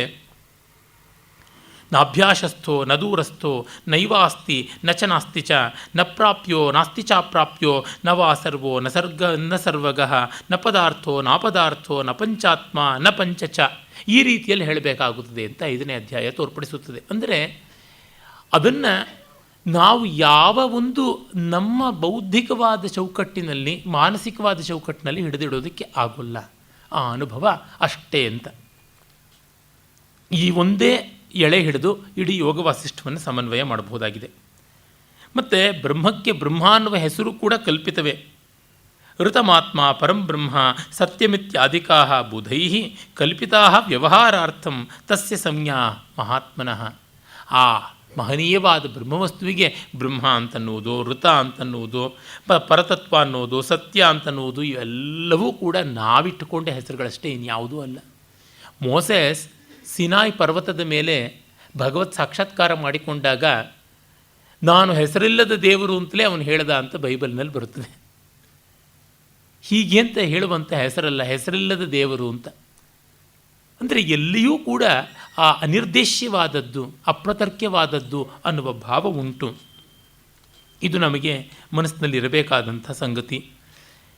ಏನಂದರೆ ನಮ್ಮ ಲೋಕ ವ್ಯವಹಾರದ ಅನುಕೂಲತೆಗೆ ಮಾಡಿಕೊಂಡಿದ್ದು ಅದೇ ಉರುಳಾಗಿಬಿಡುತ್ತದೆ. ಎಷ್ಟೋ ಬಾರಿ ಕೊರಳಿಗೆ ಸರ ಅಂತ ಹಾಕಿಕೊಂಡಿದ್ದು ಯಾವುದೋ ಚೈನ್ ಸ್ನ್ಯಾಚರ್ ಎಳೆಯೋದಕ್ಕೆ ಹೋದಾಗ ಕೊರಳು ಕುಯ್ಯುವಂಥ ನೇಣಾಗಿಬಿಡುತ್ತದಲ್ಲ, ಆ ರೀತಿಯಾಗಿ. ಮತ್ತು ಅಲ್ಲಿ ಚಿನ್ಮಾತ್ರವಾದದ್ದು, ಈ ಜಗತ್ತೆಲ್ಲ ಅಲ್ಲಿಂದ ವ್ಯಕ್ತೀಕೃತವಾದದ್ದು ಅನ್ನುವುದನ್ನು 2-3 ದೃಷ್ಟಾಂತಗಳ ಮೂಲಕ ಹೇಳುತ್ತದೆ. ಪಟಶ್ಚ ವಟಧಾನಾಯಾಮ್ ಇವ ಪುಷ್ಪ ಫಲಾದಿಮಾನ್ ಚಿದಂತರಸ್ತಿ ತ್ರಿಜಗತ್ ಮರಿಚೇ ತೀಕ್ಷ್ಣತಾ ಯಥಾ ಅಂತ. ವಟ ವೃಕ್ಷವೆಲ್ಲ ವಟ ಬೀಜದೊಳಗೆ, ಸಣ್ಣ ಬೀಜದೊಳಗೆ ಹೇಗೆ ಅಡಕವಾಗಿರುತ್ತದೋ ಹಾಗೆ ಆ ಚೈತನ್ಯ ಮಾತ್ರದೊಳಗೆ ಇಡೀ ಜಗತ್ತು ಅಡಕವಾಗಿದೆ. ಹೇಗೆ ಮೆಣಸಿನಕಾಯಲ್ಲಿ ಅಥವಾ ಮರೀಚ ಮೆಣಸಿನಲ್ಲಿ ಖಾರ ಬೇರೆಯಾಗಿ ತೋರಲ್ವೋ ಅದರೊಳಗೆ ಅಡಗಿದೆಯೋ ಆ ರೀತಿಯಲ್ಲಿ ಆ ಬ್ರಹ್ಮವಸ್ತುವಿನೊಳಗೆ ಜಗತ್ತು ಅಡಗಿರುವಂಥದ್ದು. ಅನುತ್ಕೀರ್ಣ ಯಥಾ ಪಂಖೆ ಪುತ್ರಿಕಾ ಚಾಥ ದಾರುಣಿ ಯಥಾ ವರ್ಣ ಮಶಿ ಕಲ್ಕೆ ತಥಾ ಸರ್ಗ ಸ್ಥಿತಾ ಪರೆ. ಯಾವ ರೀತಿಯಾಗಿ ಒಂದು ಮಣ್ಣಿನೊಳಗೆ ಇನ್ನೂ ನಿರ್ಮಿತವಾಗದ ಗೊಂಬೆ ಇರುತ್ತದೆಯೋ, ಒಂದು ಮರದ ತುಂಡಿನಲ್ಲಿ ಇನ್ನೂ ಕೆತ್ತಲ್ಪಡದ ವಿಗ್ರಹ ಇರುತ್ತದೆಯೋ, ಯಾವ ರೀತಿಯಾಗಿ ಮಸಿ ಕುಡಿಕೆಯಲ್ಲಿರುವ ಮಸಿಯೊಳಗೆ ಇನ್ನೂ ಬರೆಯಲಾಗದೇ ಇರುವ ಅಕ್ಷರಗಳು, ಚಿತ್ರಗಳು ಇರುತ್ತವೆಯೋ ಹಾಗೆ ಬ್ರಹ್ಮದಲ್ಲಿ ಇರುತ್ತದೆ ಅಂತ. ಅಂದರೆ ಇದನ್ನು ಜಗತ್ತು ವ್ಯಾಕೃತ, ಭಗವದ್ವಸ್ತು ಪರವಸ್ತು ಆತ್ಮವಸ್ತು ಅವ್ಯಾಕೃತ ಅಂತ ಇದನ್ನು ನಾವು ನೋಡಬೇಕಾಗುತ್ತದೆ. ಈ ಮಾತನ್ನೇ ನಾವು ನಾಸದೀಯ ಸೂಕ್ತದಲ್ಲಿ ಕಾಣ್ತೀವಿ. ನಾಸದಾಸೀನ್ನೋ ಸದಾಸೀತ್ ತದಾನೀಂ ತಮಾಸೀತ್ ತಮಸ ಗುಳ್ಹಮಗ್ರೆ ಇತ್ಯಾದಿ ಮಂತ್ರಗಳಲ್ಲಿ ಬರುವ ಸ್ವಾರಸ್ಯವನ್ನು ಸಾಯಣಾಚಾರ್ಯರು ವಿವರಿಸ್ತಾ ಇದನ್ನೇ ಹೇಳ್ತಾರೆ. ಹಾಗೆಯೇ ನಾವು ಯಾವ ಶಾಸ್ತ್ರಗ್ರಂಥಗಳನ್ನು ತೆಗೆದುಕೊಂಡು ನೋಡಿದ್ರೂ ಈ ಮಾತು ಕಾಣಿಸುತ್ತದೆ. ಡಿ ವಿ ಜಿಯವರು ಪಾಲ್ ಬ್ರಹ್ಮ ನೊರೆ ಸೃಷ್ಟಿ ಅಂತಂತಾರಲ್ಲ, ಇಲ್ಲಿ ಹಾಗೇನೆ ಹಾಲು ಬ್ರಹ್ಮವಸ್ತು, ಅದು ನೊರೆಯಾಗಿ ಮೇಲೆ ಉಕ್ಕಿ ಬರುವಾಗ ಸೃಷ್ಟಿ ಅನ್ನುವ ಮಾತನ್ನು ಕಗ್ಗದಲ್ಲಿ ಹೇಳುವುದು ಜ್ಞಾಪಕಕ್ಕೆ ತಂದುಕೊಳ್ಳಬಹುದು. ಮತ್ತು ಈ ಒಂದು ಗ್ರಂಥ ಇನ್ನೊಂದಷ್ಟು ಬ್ರಹ್ಮಭಾವದ ಮಾತುಗಳನ್ನು ಆಡುತ್ತದೆ. ಕರಣಂ ಕರ್ಮ ಕರ್ತಾಚ ಜನನಂ ಮರಣಂ ಸ್ಥಿತಿ ಸರ್ವಂ ಬ್ರಹ್ಮೈವ ನಹ್ಯಸ್ತಿ ತದ್ವಿನ ಕಲ್ಪನೇತರ ಅನ್ನುವಲ್ಲಿ ಕರ್ಣ ಇನ್ಸ್ಟ್ರುಮೆಂಟ್ಸ್ ಪರಿಕರಗಳು ಬ್ರಹ್ಮ, ಕರ್ಮ ಕೆಲಸವೂ ಬ್ರಹ್ಮ, ಕರ್ತ ಮಾಡುವವನು ಬ್ರಹ್ಮ, ಮಾಡಲ್ಪಡುವುದು ಬ್ರಹ್ಮ, ಹುಟ್ಟು ಸಾವು ಇರುವಿಕೆ ಎಲ್ಲವೂ ಬ್ರಹ್ಮವಾಗಿದೆ, ಬ್ರಹ್ಮಕ್ಕಿಂತ ಭಿನ್ನವಾದದ್ದು ಯಾವುದೂ ಇಲ್ಲ ಅಂತ. ನೋಡಿ, ಶ್ರೀವೈಷ್ಣವ ದೀಕ್ಷೆಯನ್ನು ತೆಗೆದುಕೊಂಡಂಥ ಅನ್ನಮಾಚಾರ್ಯರು ಬರೆದಂಥ ಒಂದು ರಚನೆ ಬ್ರಹ್ಮಮೊಕ್ಕಟೆ ಪರಬ್ರಹ್ಮಮೊಕ್ಕಟೆ ಅಂತನ್ನುವಲ್ಲಿ ನಮಗೆ ಆ ರಾಜ ಮಾಡುವ ನಿದ್ರೆಯು, ರಾಜನ ನಿದ್ರೆಯನ್ನು ಕಾಪಾಡಿಕೊಂಡು ಬರುವ ಬಾಗಿಲಿನ ಕಾಯುವ ಬಂಟ ಮಾಡುವ ನಿದ್ರೆಯೂ ಒಂದೇ ಅಂತ ಹೇಳ್ಬಿಟ್ಟಿದನು ಹೇಳುತ್ತದೆ ಆ ಮಾತು. ಎಲ್ಲಿ ವಿಶಿಷ್ಟಾದ್ವೈತ ಎಲ್ಲಿ ಅದ್ವೈತ ಅಂತ ವ್ಯತ್ಯಾಸ ಹುಡ್ಕೋಕ್ಕಾಗೋಲ್ಲ. ಶಂಕರರ ಲೋಕಪ್ರಸಿದ್ಧವಾದ ಯಾವ ಒಂದು ಷಟ್ಪದಿ ಸ್ತೋತ್ರ ಉಂಟು, ಅಲ್ಲಿ ಸತ್ಯಪಿ ಭೇದಾಪಗಮೇ ನಾಥ ತವಾಹಂ ನ ಮಾಮಕೀನಸ್ತ್ವಂ ಸಾಮುದ್ರೋಹಿ ತರಂಗ ಕ್ವಚನ ಸಾಮುದ್ರೋ ನಚ ತಾರಂಗ ಅನ್ನುವಲ್ಲಿ ಅಪ್ಪಟ ವಿಶಿಷ್ಟಾದ್ವೈತವೇ ಇರೋದು. ಸ್ವಾಮಿ, ಈ ಭೇದಗಳೆಲ್ಲ ಅಳಿದು ನಿನ್ನಲ್ಲಿ ನಾನು ಸೇರಿ ಹೋಗ್ತೀನೋ ಏನೋ, ಸತಿ ಅಪಿ ಭೇದ ಅಪಗಮೇ ನಾಥ ತವಾಹಂ, ಹಾಗಿದ್ದರೂ ನ ಮಾಮಕೀನಸ್ತ್ವಂ, ನಾನು ನಿನ್ನವನಾದರೂ ನೀನು ನನಗೆ ಪೂರ್ತಿ ಸೇರಿದವನಾಗೋಲ್ಲ. ಅಲೆಗಳು ಸಮುದ್ರಕ್ಕೆ ಸೇರುತ್ತವೆ ಹೊರತು ಸಮುದ್ರವೆಂದಿಗೂ ಅಲೆಗಳ ಸೊತ್ತಾಗೋದಿಲ್ಲ. ಸಾಮುದ್ರೋಹಿ ತರಂಗ, ಸಮುದ್ರ ಸಂಬಂಧಿ ಅಯಂ ತರಂಗ, ನಚ ತಾರಂಗ ಸಮುದ್ರ, ತರಂಗ ಸಂಬಂಧಿಯಾದದ್ದು ಸಮುದ್ರ ಆಗೋಲ್ಲ ಅಂತಂತಾರೆ. ಅಂದರೆ ಇಲ್ಲಿ ಅದನ್ನೇ ನಾವು ಕಾಣುವಂಥದ್ದು. ಆ ಪರಮಾರ್ಥ ಭಾವದಲ್ಲಿ ಇವುಗಳು ಮೇಲೆ ಹುಚ್ಚು ಹೊಳೆಯಾಗಿ ಬಂದು ಹೋಗ್ತಾ ಇರ್ತವೆ. ತುಂಬ ಜಿದ್ದಿಟ್ಟು ವಿವರಿಸೋಕ್ಕೆ ಆಗೋದಿಲ್ಲ. ಅಚ್ಯುತ ಶತಕ, ಅಚ್ಚುವ ಶತಕ ಅಂತ ಪ್ರಾಕೃತ ಶತಕವನ್ನು ವೇದಾಂತ ದೇಶಿಕರು ಬರೆದಿದ್ದಾರೆ. ಅಲ್ಲಿ ಒಂದು ಕಡೆ ಜೀವನ್ಮುಕ್ತ ಸರಸ ಅಚ್ಯುತೆ ಭಕ್ತ ಅನ್ನುವ ಮಾತು ಬರ್ತದೆ. ಅಚ್ಯುತ, ನಿನ್ನ ಭಕ್ತರು ಜೀವನ್ಮುಕ್ತರೇ ಆಗಿಬಿಡ್ತಾರೆ ಅಂತ. ಜೀವನ್ಮುಕ್ತಿ ಅನ್ನೋದು ಅದ್ವೈತದ ಕಲ್ಪನೆ. ವಿಶಿಷ್ಟಾದ್ವೈತದ ಪರಮಾಚಾರ್ಯರಾದಂಥ ಇವರು ಎಲ್ಲಿಂದ ತಂದರು? ಅದು ಆ ಭಾವದಲ್ಲಿ ಬಂದಿರುತ್ತದೆ. ಜಿದ್ದು ಹಿಡಿದು ನಾವು ಇಷ್ಟಿಷ್ಟೇ ಅಂತ ಮಾಡುವುದು ಒಂದು ಮಟ್ಟಿಗೆ ಸ್ಥೂಲ ಶಾಸ್ತ್ರದಲ್ಲಿ ಆಗುತ್ತದೆ. Order the sciences we can make the distinctions easily, softer the sciences it's very very hard ಅಂತಾರಲ್ಲ, ತುಂಬ ಕಷ್ಟ ಆಗುತ್ತದೆ, ಹೇಳೋಕ್ಕಾಗೋಲ್ಲ. ಅದು ಹಾಗೆಯೋ ಹೀಗೆಯೋ ಬಂದುಬಿಡುತ್ತದೆ. ಕಾವ್ಯ ಸಂಗೀತ ಆ ರೀತಿಯಲ್ಲಿ ತಾನೆ. ಒಮ್ಮೆ ಪ್ರಸಿದ್ಧರಾದ ಸಂಗೀತಗಾರರು ಈ ಹೊತ್ತಿನ ಕರ್ನಾಟಕ ಸಂಗೀತದ ಕಚೇರಿ ಪದ್ಧತಿಗೆ ಒಂದು ಮಾತೃಕೆಯನ್ನು ಕೊಟ್ಟಂಥವರು ಅರಿಯಕ್ಕುಡಿ ರಾಮಾನುಜಯ್ಯಂಗಾರರು ದರ್ಬಾರ್ ರಾಗವನ್ನು ಹಾಡಿದಾಗ ನಾಯಕಿಯ ಛಾಯೆ ಅಲ್ಲಿ ಬಂದುಬಿಡುತ್ತಂತೆ. ಅವರ ಶಿಷ್ಯರು ಇನ್ನು ನಾಯಕಿ ಒಂದಿಟ್ಟಾಳೆ ಒಂದಿಡುತ್ತೆ ದರ್ಬಾರ್ಲೆ ಅಂತಂದರೆ ಇಲ್ಲೆಡ ಅಂತಂದ್ರಂತೆ. ಆಮೇಲೆ ಸ್ವಲ್ಪ ಯೋಚನೆ ಮಾಡಿ ನಾಯಕಿ ಇಲ್ಲ ಆಮೇಲೆ ದರ್ಬಾರ್ ಎಪ್ಪಡಿಡ ಅಂತಂದ್ರಂತೆ. ನಾಯಕಿ ಇಲ್ಲದೆ ದರ್ಬಾರ್ ಇರೋಕ್ಕೆ ಸಾಧ್ಯವಾ ಅಂತ ಶ್ಲೇಷ ಭೋಗದಲ್ಲಿ ಬಂದುಬಿಡುತ್ತೆ. ಅದನ್ನು ಜಿದ್ದಿನಿಂದ ನೋಡುವಂಥದ್ದು ಅಲ್ಲ ಅಂತನ್ನುವುದು. ಅಂದರೆ ಆ ಶಕ್ತಿ ಇರುವಂಥವರು, ಆ ಉನ್ನತಿಯಲ್ಲಿರುವಂಥವರು ಮಾಡಿದ್ದೆಲ್ಲ ಸರಿಯಾಗುತ್ತದೆ. ನ ಶಾಸ್ತ್ರ ನ ಶಾಸ್ತ್ರಂ ಅಂತ ಅನ್ನಬೇಕಾಗುತ್ತದೆ. ಆದರೆ ಅದನ್ನು ಈ ಮಟ್ಟದಲ್ಲಿ ಹೀಗೆ ಅರ್ಥ ಮಾಡಿಕೊಳ್ಳಬೇಕು ಅನ್ನುವ ವಿವೇಕ ನಮ್ಮ ಪಾಲಿಗೆ ಇರಬೇಕಾಗುತ್ತದೆ ಅಷ್ಟೇ. ಬ್ರಹ್ಮವ್ಯೋಮ ಜಗಜ್ಜಾಲಂ ಬ್ರಹ್ಮವ್ಯೋಮ ದಿಶೋ ದಶ ಬ್ರಹ್ಮವ್ಯೋಮ ಕಲಾಕಾಲ ದೇಶದ್ರವ್ಯ ಕ್ರಿಯಾಧಿಕಂ. ಈ ಬ್ರಹ್ಮವ್ಯೋಮ ಅಂತಂದರೆ ಯಾವುದನ್ನು ನಾವು ಚಿದಾಕಾಶ ಅಂತ ಕರಿತೀವಿ, ಅದು ಈ ಜಗಜ್ಜಾಲವೆಲ್ಲ, ಈ ದಿಕ್ಕುಗಳೆಲ್ಲ ಅದೇ ಆಗಿರತಕ್ಕಂಥದ್ದು. ಇನ್ನು ಕಲಾ ಅನ್ನುವ ಒಂದು ಕಾಲದ ಎಣಿಕೆಯಿಂದ ಮೊದಲುಗೊಂಡು ಮಹಾಕಾಲದ ಎಣಿಕೆಯವರೆಗೆ ಎಲ್ಲವೂ ಕೂಡ ಮತ್ತು ಈ ಕಾಲ ಎಲ್ಲಿ ವರ್ತಿಸುತ್ತದೆ ಆ ದೇಶ ಮತ್ತು ಆ ದೇಶದೊಳಗೆ ತೋರಿಕೊಳ್ಳುವಂಥ ದ್ರವ್ಯ, matter which is enveloped in space and space which is measured by time and time which is divided into different units, ಇವೆಲ್ಲವೂ ಕೂಡ ಬ್ರಹ್ಮದೊಳಗೆ ಅಡಗಿರುವಂಥದ್ದು ಅಂತ. ಪರಮಾರ್ಥಘನಂ ಶೈಲಾ, ಪರಮಾರ್ಥಘನಂ ಧ್ರುಮಾ, ಪರಮಾರ್ಥಘನಂ ಪೃಥಿವಿ, ಪರಮಾರ್ಥಘನಂ ನಭಃ. ಪರಮಾರ್ಥವಾಗಿ ಆ ಸಚ್ಚಿದಾನಂದವೇ ಬೆಟ್ಟ, ಆ ಸಚ್ಚಿದಾನಂದವೇ ಮರ, ಆ ಸಚ್ಚಿದಾನಂದವೇ ಭೂಮಿ, ಆ ಸಚ್ಚಿದಾನಂದವೇ ಆಕಾಶ ಅಂತ.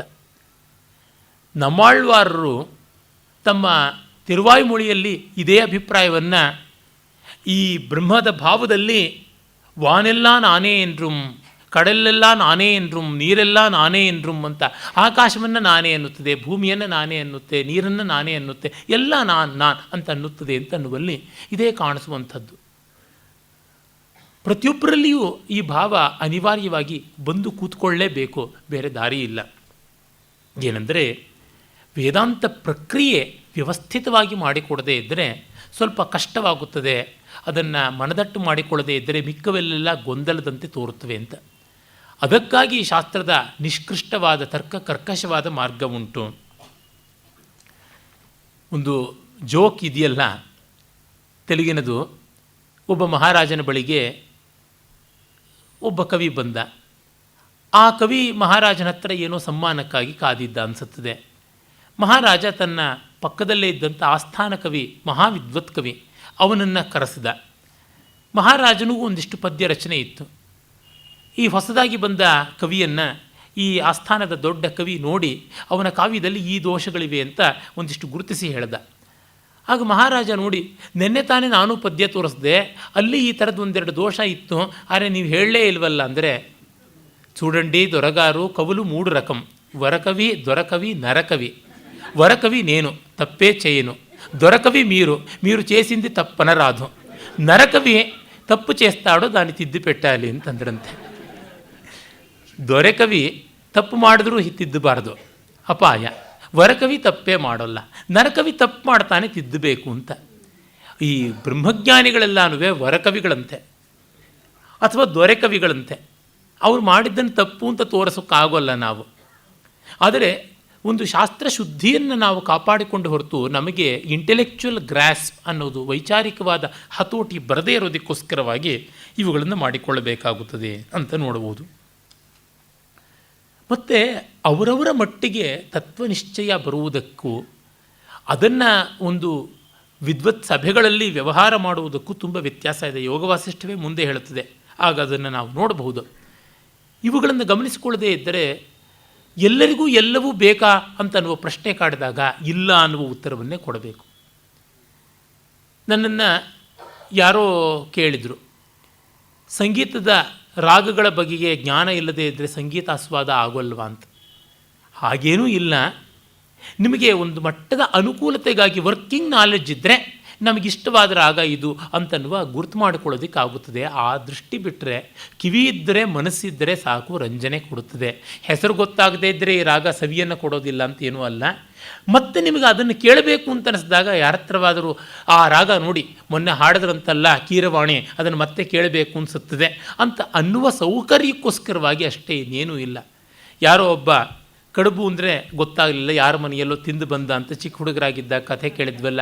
ಹೆಂಡತಿಗೆ ಅದು ಮಾಡು ಅಂತ ಏನು ಅಂತ ಕೇಳಿದೆ, ಕಡೆಗೆ ರಪ್ ಅಂತ ಕೆನ್ನೆಗೆ ಹೊಡೆದ.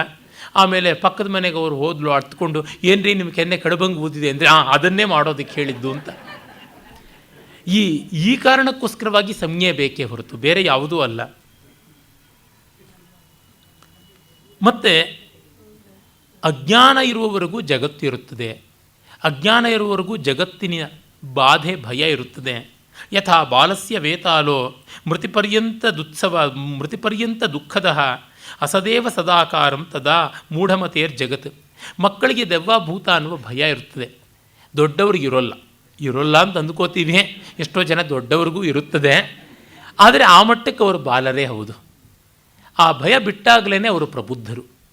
ಮಕ್ಕಳಿಗೆ ಇರುವ ಈ ಒಂದು ವೇತಾಲ ಭೂತ ಇತ್ಯಾದಿಗಳ ಭಯ, ಅದು ಆಮರಣ ಅಂತ ಮಗುತನ ಇದ್ದರೆ ಕಾಡ್ತಾ ಇರುತ್ತದೆ.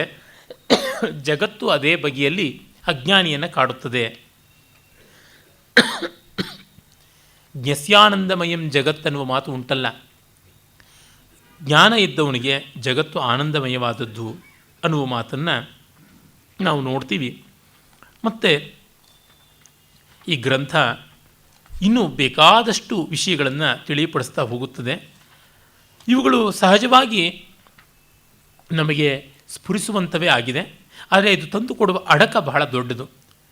ಇಲ್ಲಿ ಒಂದು ವಿಷಯ ಆನಂದ. ನಿಜವಾಗಿ ನೋಡಿದರೆ ಒಂದು ಶಬ್ದದಲ್ಲಿ ಭಾರತೀಯ ಸಂಸ್ಕೃತಿಯನ್ನು ಹೇಳಬೇಕು ಅಂದರೆ ಭಾರತೀಯ ಸಂಸ್ಕೃತಿ ಆನಂದ ಪಾರಮ್ಯದ್ದು ಅಂತ. ಮಿಕ್ಕ ಎಲ್ಲ ಸಂಸ್ಕೃತಿಗಳಿಗಿಂತ ಭಿನ್ನತೆ ಇರುವುದೇ ಇಲ್ಲಿ. ಆನಂದ ಪಾರಮ್ಯವನ್ನು ಆದ್ಯಂತ ಪ್ರತಿಪಾದಿಸ್ತಾ ಬಂದಿದೆ. ಅದೊಂದನ್ನು ದೊಡ್ಡ ಪ್ರಮಾಣವಾಗಿ ಹಿಡಿಯಬೇಕು. ಅದೇ ದೊಡ್ಡ ಪ್ರಮೇಯವೂ ಹೌದು. ಆನಂದಾಯೈವ ಭೂತಾನಿ ಯತಂತೆ ಯಾನಿ ಕಾನಿಚಿತ್. ಎಲ್ಲ ಜೀವರಾಶಿಗಳು ಅಸ್ತಿತ್ವ ಇರುವಂಥದ್ದೆಲ್ಲವೂ ಆನಂದಕ್ಕಾಗಿ ಪ್ರಯತ್ನ ಪಡುತ್ತವೆ ಅಂತ. ನೂತ್ನತೆಯ ಪೂರ್ಣತೆಯ ನ್ಯೂನತೆಯ ಗಳಿಪ ಯತ್ನಮೇ ಪೌರುಷ ಪ್ರಗತಿ. ಅದೇ ಪ್ರಕೃತಿ, ವಿಜ್ಞಾನ, ಶಾಸ್ತ್ರಕಲೆ, ಕಾವ್ಯ ವಿದ್ಯೆಗಳೆಲ್ಲ ಧನ್ಯತೆಯ ಬೆದಕಾಟ.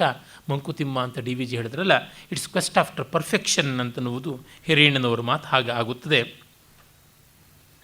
ಅದನ್ನು ಬಿಟ್ಟು ಮಿಕ್ಕಿದ್ದೆಲ್ಲ ಕೂಡ ತೊಂದರೆಯನ್ನು ಕೊಡುತ್ತದೆ. ಸರ್ವಸ್ಯ ಏವ ವರ್ತಂತೆ ಸುಖಾಶಾಯಾಶ್ಚ ಸಂಸ್ಥಿತಾಂ ಮಾಲಿನ್ಯಂ ದುಃಖಮಪ್ಯೇವಂ ಜ್ವಾಲಾಯ ಇವ ಕಜ್ಜಲಂ. ಇದನ್ನು ಬಿಟ್ಟು ಇನ್ನೆಲ್ಲ ಸುಖಗಳು ಕೂಡ ಕಡೆಯಲ್ಲಿ ದುಃಖಕ್ಕೆ ಉಂಟಾಗುತ್ತವೆ. ಹೇಗೆ ಸುಖ ಅನ್ನುವುದೊಂದು ದೀಪವಾದರೆ ಆ ದೀಪ ಉರಿದ ಮೇಲೆ ಉಂಟಾಗುವ ಮಸಿ ಅನ್ನುವಂತೆ ದುಃಖ ಲೇಷ ಇದ್ದೇ ಇರುತ್ತದೆ ಅಂತ. ಸುಖ ಅಂತಂದರೆ ಇಂದ್ರಿಯ ದ್ವಾರ ನಮಗೆ ಸಿಕ್ಕ ನೆಮ್ಮದಿ. ಇಂದ್ರಿಯ ದ್ವಾರಗಳಿಂದ ನಮಗೆ ಸಿಕ್ಕಂತಹ ನೆಮ್ಮದಿಯೆಲ್ಲವೂ ಕೂಡ ಒಂದಿಷ್ಟು ದುಃಖವನ್ನು ಉಳಿಸಿಕೊಡುತ್ತವೆ. ಸರಳವಾದ ಉದಾಹರಣೆ ಕೊಡುವುದಿದ್ದರೆ, ನಮಗೆ ಎಷ್ಟೇ ಇಂಪೂನಿಸುವ ಸಂಗೀತ ಆಗಲಿ, ಎಷ್ಟೇ ತಂಪೂನಿಸುವಂತಹ ಚಲನಚಿತ್ರವಾಗಲಿ, ಕಣ್ಣು ಕಿವಿಗಳಿಗೆ ಒಂದು 5-6 ಗಂಟೆ ಆದಮೇಲೆ ತಾಳೋಕ್ಕಾಗುತ್ತೆ, ತಲೆನೋವು ಬರುತ್ತದೆ, ಕಣ್ಣು ಉರಿ ಬರುತ್ತದೆ. ಅಲ್ಲಿಗೆ ಬಂತಲ್ಲ ಆ ದುಃಖ. ಈ ಕಜ್ಜಲವತ್ ಅಂತಂದ್ರಲ್ಲ, ಕಾಡಿಗೆ ಹಾಗೆ ಮಸಿ ಹಾಗೆ ಬಂದದ್ದು ಅಂತ. ನಾಲಿಗೆಗೆ ತುಂಬ ರುಚಿಯಾದ ಆಹಾರವು ತುತ್ತು ತುತ್ತು ಹೆಚ್ಚಾಗ್ತಾ ಇದ್ದಂತೆ ರುಚಿಯ ಪ್ರಮಾಣವನ್ನು ಕಡಿಮೆ ಮಾಡ್ತಾ ಬರುತ್ತವೆ. ಮತ್ತು ಕಟ್ಟರೆ ಆಯಿತು, ಬೇಡ, ವಾಕರಿಕೆ ಬರುತ್ತೆ ಅಂತಂತೀವಿ. ಅದೇ ರೀತಿಯಾಗಿ ಗಂಧ, ಮೂಗಿಗೆ ತುಂಬ ಹಿತ ಅನಿಸುವ ಪರಿಮಳವನ್ನು ಒಂದು ಅಳತೆ ಮೀರಿದ ಮೇಲೆ ತಲೆನೋವು ಬಂದುಬಿಡುತ್ತದೆ. ನಮ್ಮ ತಾಯಿಗಂತೂ ಸಂಪಿಗೆ ಹೂವು ಇಷ್ಟವಾದರೂ ಮುಡ್ಕೊಂಡ್ರೆ ತಲೆನೋವು ಬರುತ್ತೋ ಬೇಡ ಅಂತಿದ್ರು. ನಾನಮ್ಮ ತುಂಬ ಚೆನ್ನಾಗಿರುತ್ತೆ ಮುಡುಕು ಅಂತ ಹೇಳೋದು, ಒಂದು ಸ್ವಲ್ಪ ಹೊತ್ತು ಇಟ್ಕೋತೀನಪ್ಪ ನಿನ್ನ ಸಂತೋಷಕ್ಕೆ, ಆಮೇಲೆ ತೆಗೆದಿಟ್ಬಿಡ್ತೀನಿ ಅಂತ. ಈ ರೀತಿ ಪರಿಮಳದಲ್ಲಿ ಉಂಟು, ಸ್ಪರ್ಶದಲ್ಲಿ ಹಾಗೆ ಉಂಟು. ಹೀಗೆ ಪಂಚೇಂದ್ರಿಯ ಗ್ರಾಹ್ಯವಾದ ಸುಖ ಅನ್ನೋದು ಬಿಟ್ಟರೆ ನಮಗಿನ್ಯಾವುದು? ಮನಸ್ಸು ಅದು ಒಂದು ಇಂದ್ರಿಯವಾಗಿ ಸುಖ ಕೊಡುತ್ತದೆ, ವಾಕು ಅಂತರ್ಬಹಿರಿಂದ್ರಿಯವಾಗಿ ಸುಖ ಕೊಡುತ್ತದೆ ಅಂತಂದರೆ ಎಷ್ಟೊತ್ತು ಮಾತು ಆಡಿಯೇವು, ಎಷ್ಟೊತ್ತು ಮಾತು ಕೇಳಿಯೇವು, ಆಮೇಲೆ ಸಾಕಪ್ಪ ಸುಮ್ಮನೆ ಇರೋಣ ಅಂತ ಅನಿಸುತ್ತೆ. ಹೀಗಾಗಿ ನಿದ್ರೆ ಮಾತ್ರ ನಮಗೆ ಎಷ್ಟೊತ್ತು ಬರುತ್ತೋ ಅದು ಬಂದಷ್ಟು ಸುಖ, ಬರದೇ ಇದ್ದಾಗ ನಿದ್ರೆ ದುಃಖ, ಹೊರಳಾಡ್ತಾ ಇರೋದು ಹಾಸಿಗೆಯಲ್ಲಿ. ಆದರೆ ನಮಗೆ ಅರಿವಿಲ್ಲವಾದಾಗ ಎಷ್ಟು ಹೊತ್ತಿನದೂ ತೊಂದರೆ ಇಲ್ಲ. ಕಾರಣ ಇಂದ್ರಿಯಾತೀತವಾಗಿ ನಿದ್ರೆಯನ್ನು ಅನುಭವಿಸುವಂಥದ್ದು. ಆಮೇಲೆ ಹೇಳುತ್ತದೆ, ಭೋಗ ವಿಷಯ ಸಂಭೋಗ ಭೋಗ ಏವ ಫಣಾವತಾಂ ದಶಂತ್ಯೇವ ಮನಾಕ್ ಸ್ಪೃಷ್ಟಾ ದುಷ್ಟ ನಷ್ಟ ಪ್ರತಿಕ್ಷಣಂ. ಈ ಭೋಗಗಳು ಹಾವುಗಳ ಹೆಡೆ ಇದ್ದಂತೆ ಮುಟ್ಟಿದೊಡನೆಯೇ ನಮ್ಮನ್ನು ಕಚ್ಚುತ್ತವೆ, ಅದು ಬಿಟ್ಟು ಬೇರೆ ಯಾವುದೂ ಇಲ್ಲ. ಸಂಪದ ಪ್ರಮದಾಶ್ಚೈವ ತರಂಗೋತ್ಸಂಗ ಭಂಗುರಾಹ ಕಸ್ತಾಸ್ವಹಿ ಫಣಾಚ್ಛನ್ನ ಛಾಯಾಸು ರಮತೆ ಬುಧಃ. ಹಾವಿನ ಹೆಡೆಯ ನೆರಳಿನ ಕೆಳಗೆ ಯಾರು ನೆಮ್ಮದಿಯಾಗಿರೋದಕ್ಕೆ ಸಾಧ್ಯ? ಹಾಗೆ ಎಲ್ಲ ಸಂಪತ್ತಿಯೂ ಕೂಡ ಸ್ತ್ರೀ ಪುರುಷ ಜನ್ಯವಾದದ್ದು, ಪ್ರಕೃತಿ ಜನ್ಯವಾದದ್ದು, ಸಮಸ್ತವೂ ತರಂಗಗಳ ಹಾಗೆ ಭಂಗುರ, ಅಲೆಗಳ ಹಾಗೆ ಅಶಾಶ್ವತ. ಇನ್ನು ಸಂಸಾರದಲ್ಲಿ ಏನು ಸಾರ ಇದೆ? ಇಲ್ಲ ಸಾರ ಅನ್ನುವುದೇನೆ ಅದರ ಸ್ವರೂಪ. ಪಾತಃ ಪಕ್ವ ಫಲಸ್ಯೇವ ಮರಣಂ ದುರ್ನಿವಾರಣಂ ಆಯುರ್ಗಲತ್ಯವಿರತಂ ಜಲಂ ಕರತಲಾದಿವ.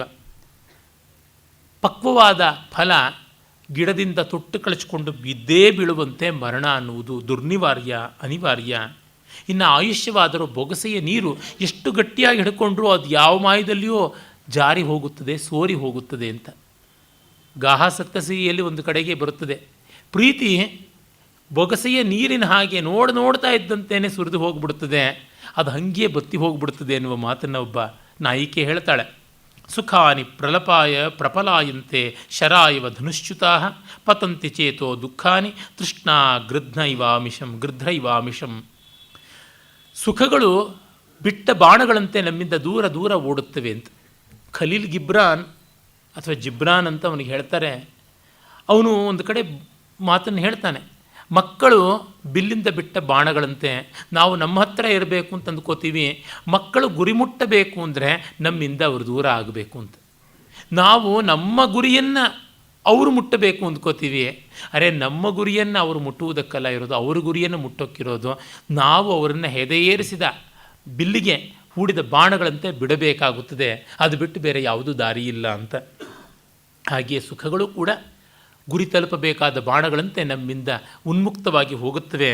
ಪತಂತಿ ಚೇತೋ ದುಃಖಾನಿ ತೃಷ್ಣಾ ಗೃಧ್ರೈವಾಮಿಷಂ.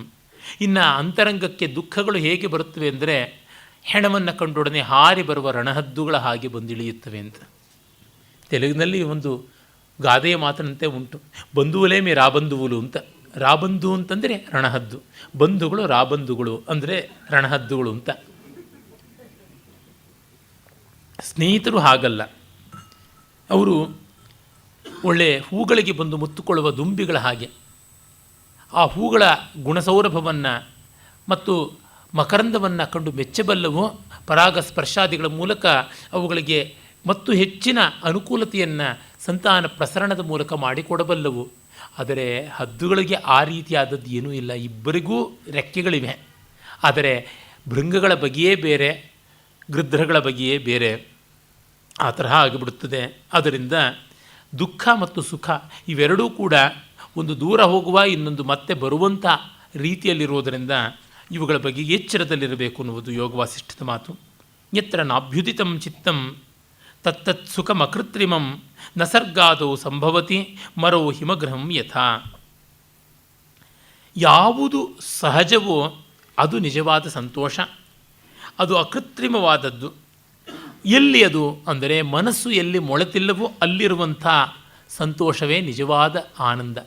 ಮನಸ್ಸು ಮೊಳೆತೊಡನೆ ಅಲ್ಲಿ ಬರುವ ಆನಂದ ಸುಖ ದುಃಖಾತ್ಮಕವಾಗಿ ಸಂಭವಿಸುತ್ತದೆ.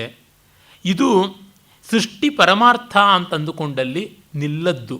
ಮರುಭೂಮಿಯಲ್ಲಿ ಮಂಜಿನ ಮನೆಯನ್ನು ಇಟ್ಟುಕೊಳ್ಳೋದಕ್ಕೆ ಸಾಧ್ಯವ? ಮರೋ ಹಿಮಗ್ರಹಂ ಯಥಾ ಅನ್ನುವಂಥದ್ದು. ಮಂಜಿನರ ಮನೆಗೆ ಬಿಸಿಲಿನ ಕಲಶವಿಟ್ಟಂತೆ ಅಂತ ಅಲ್ಲಮ್ಮ ಪ್ರಭು ಹೇಳ್ತಾನೆ.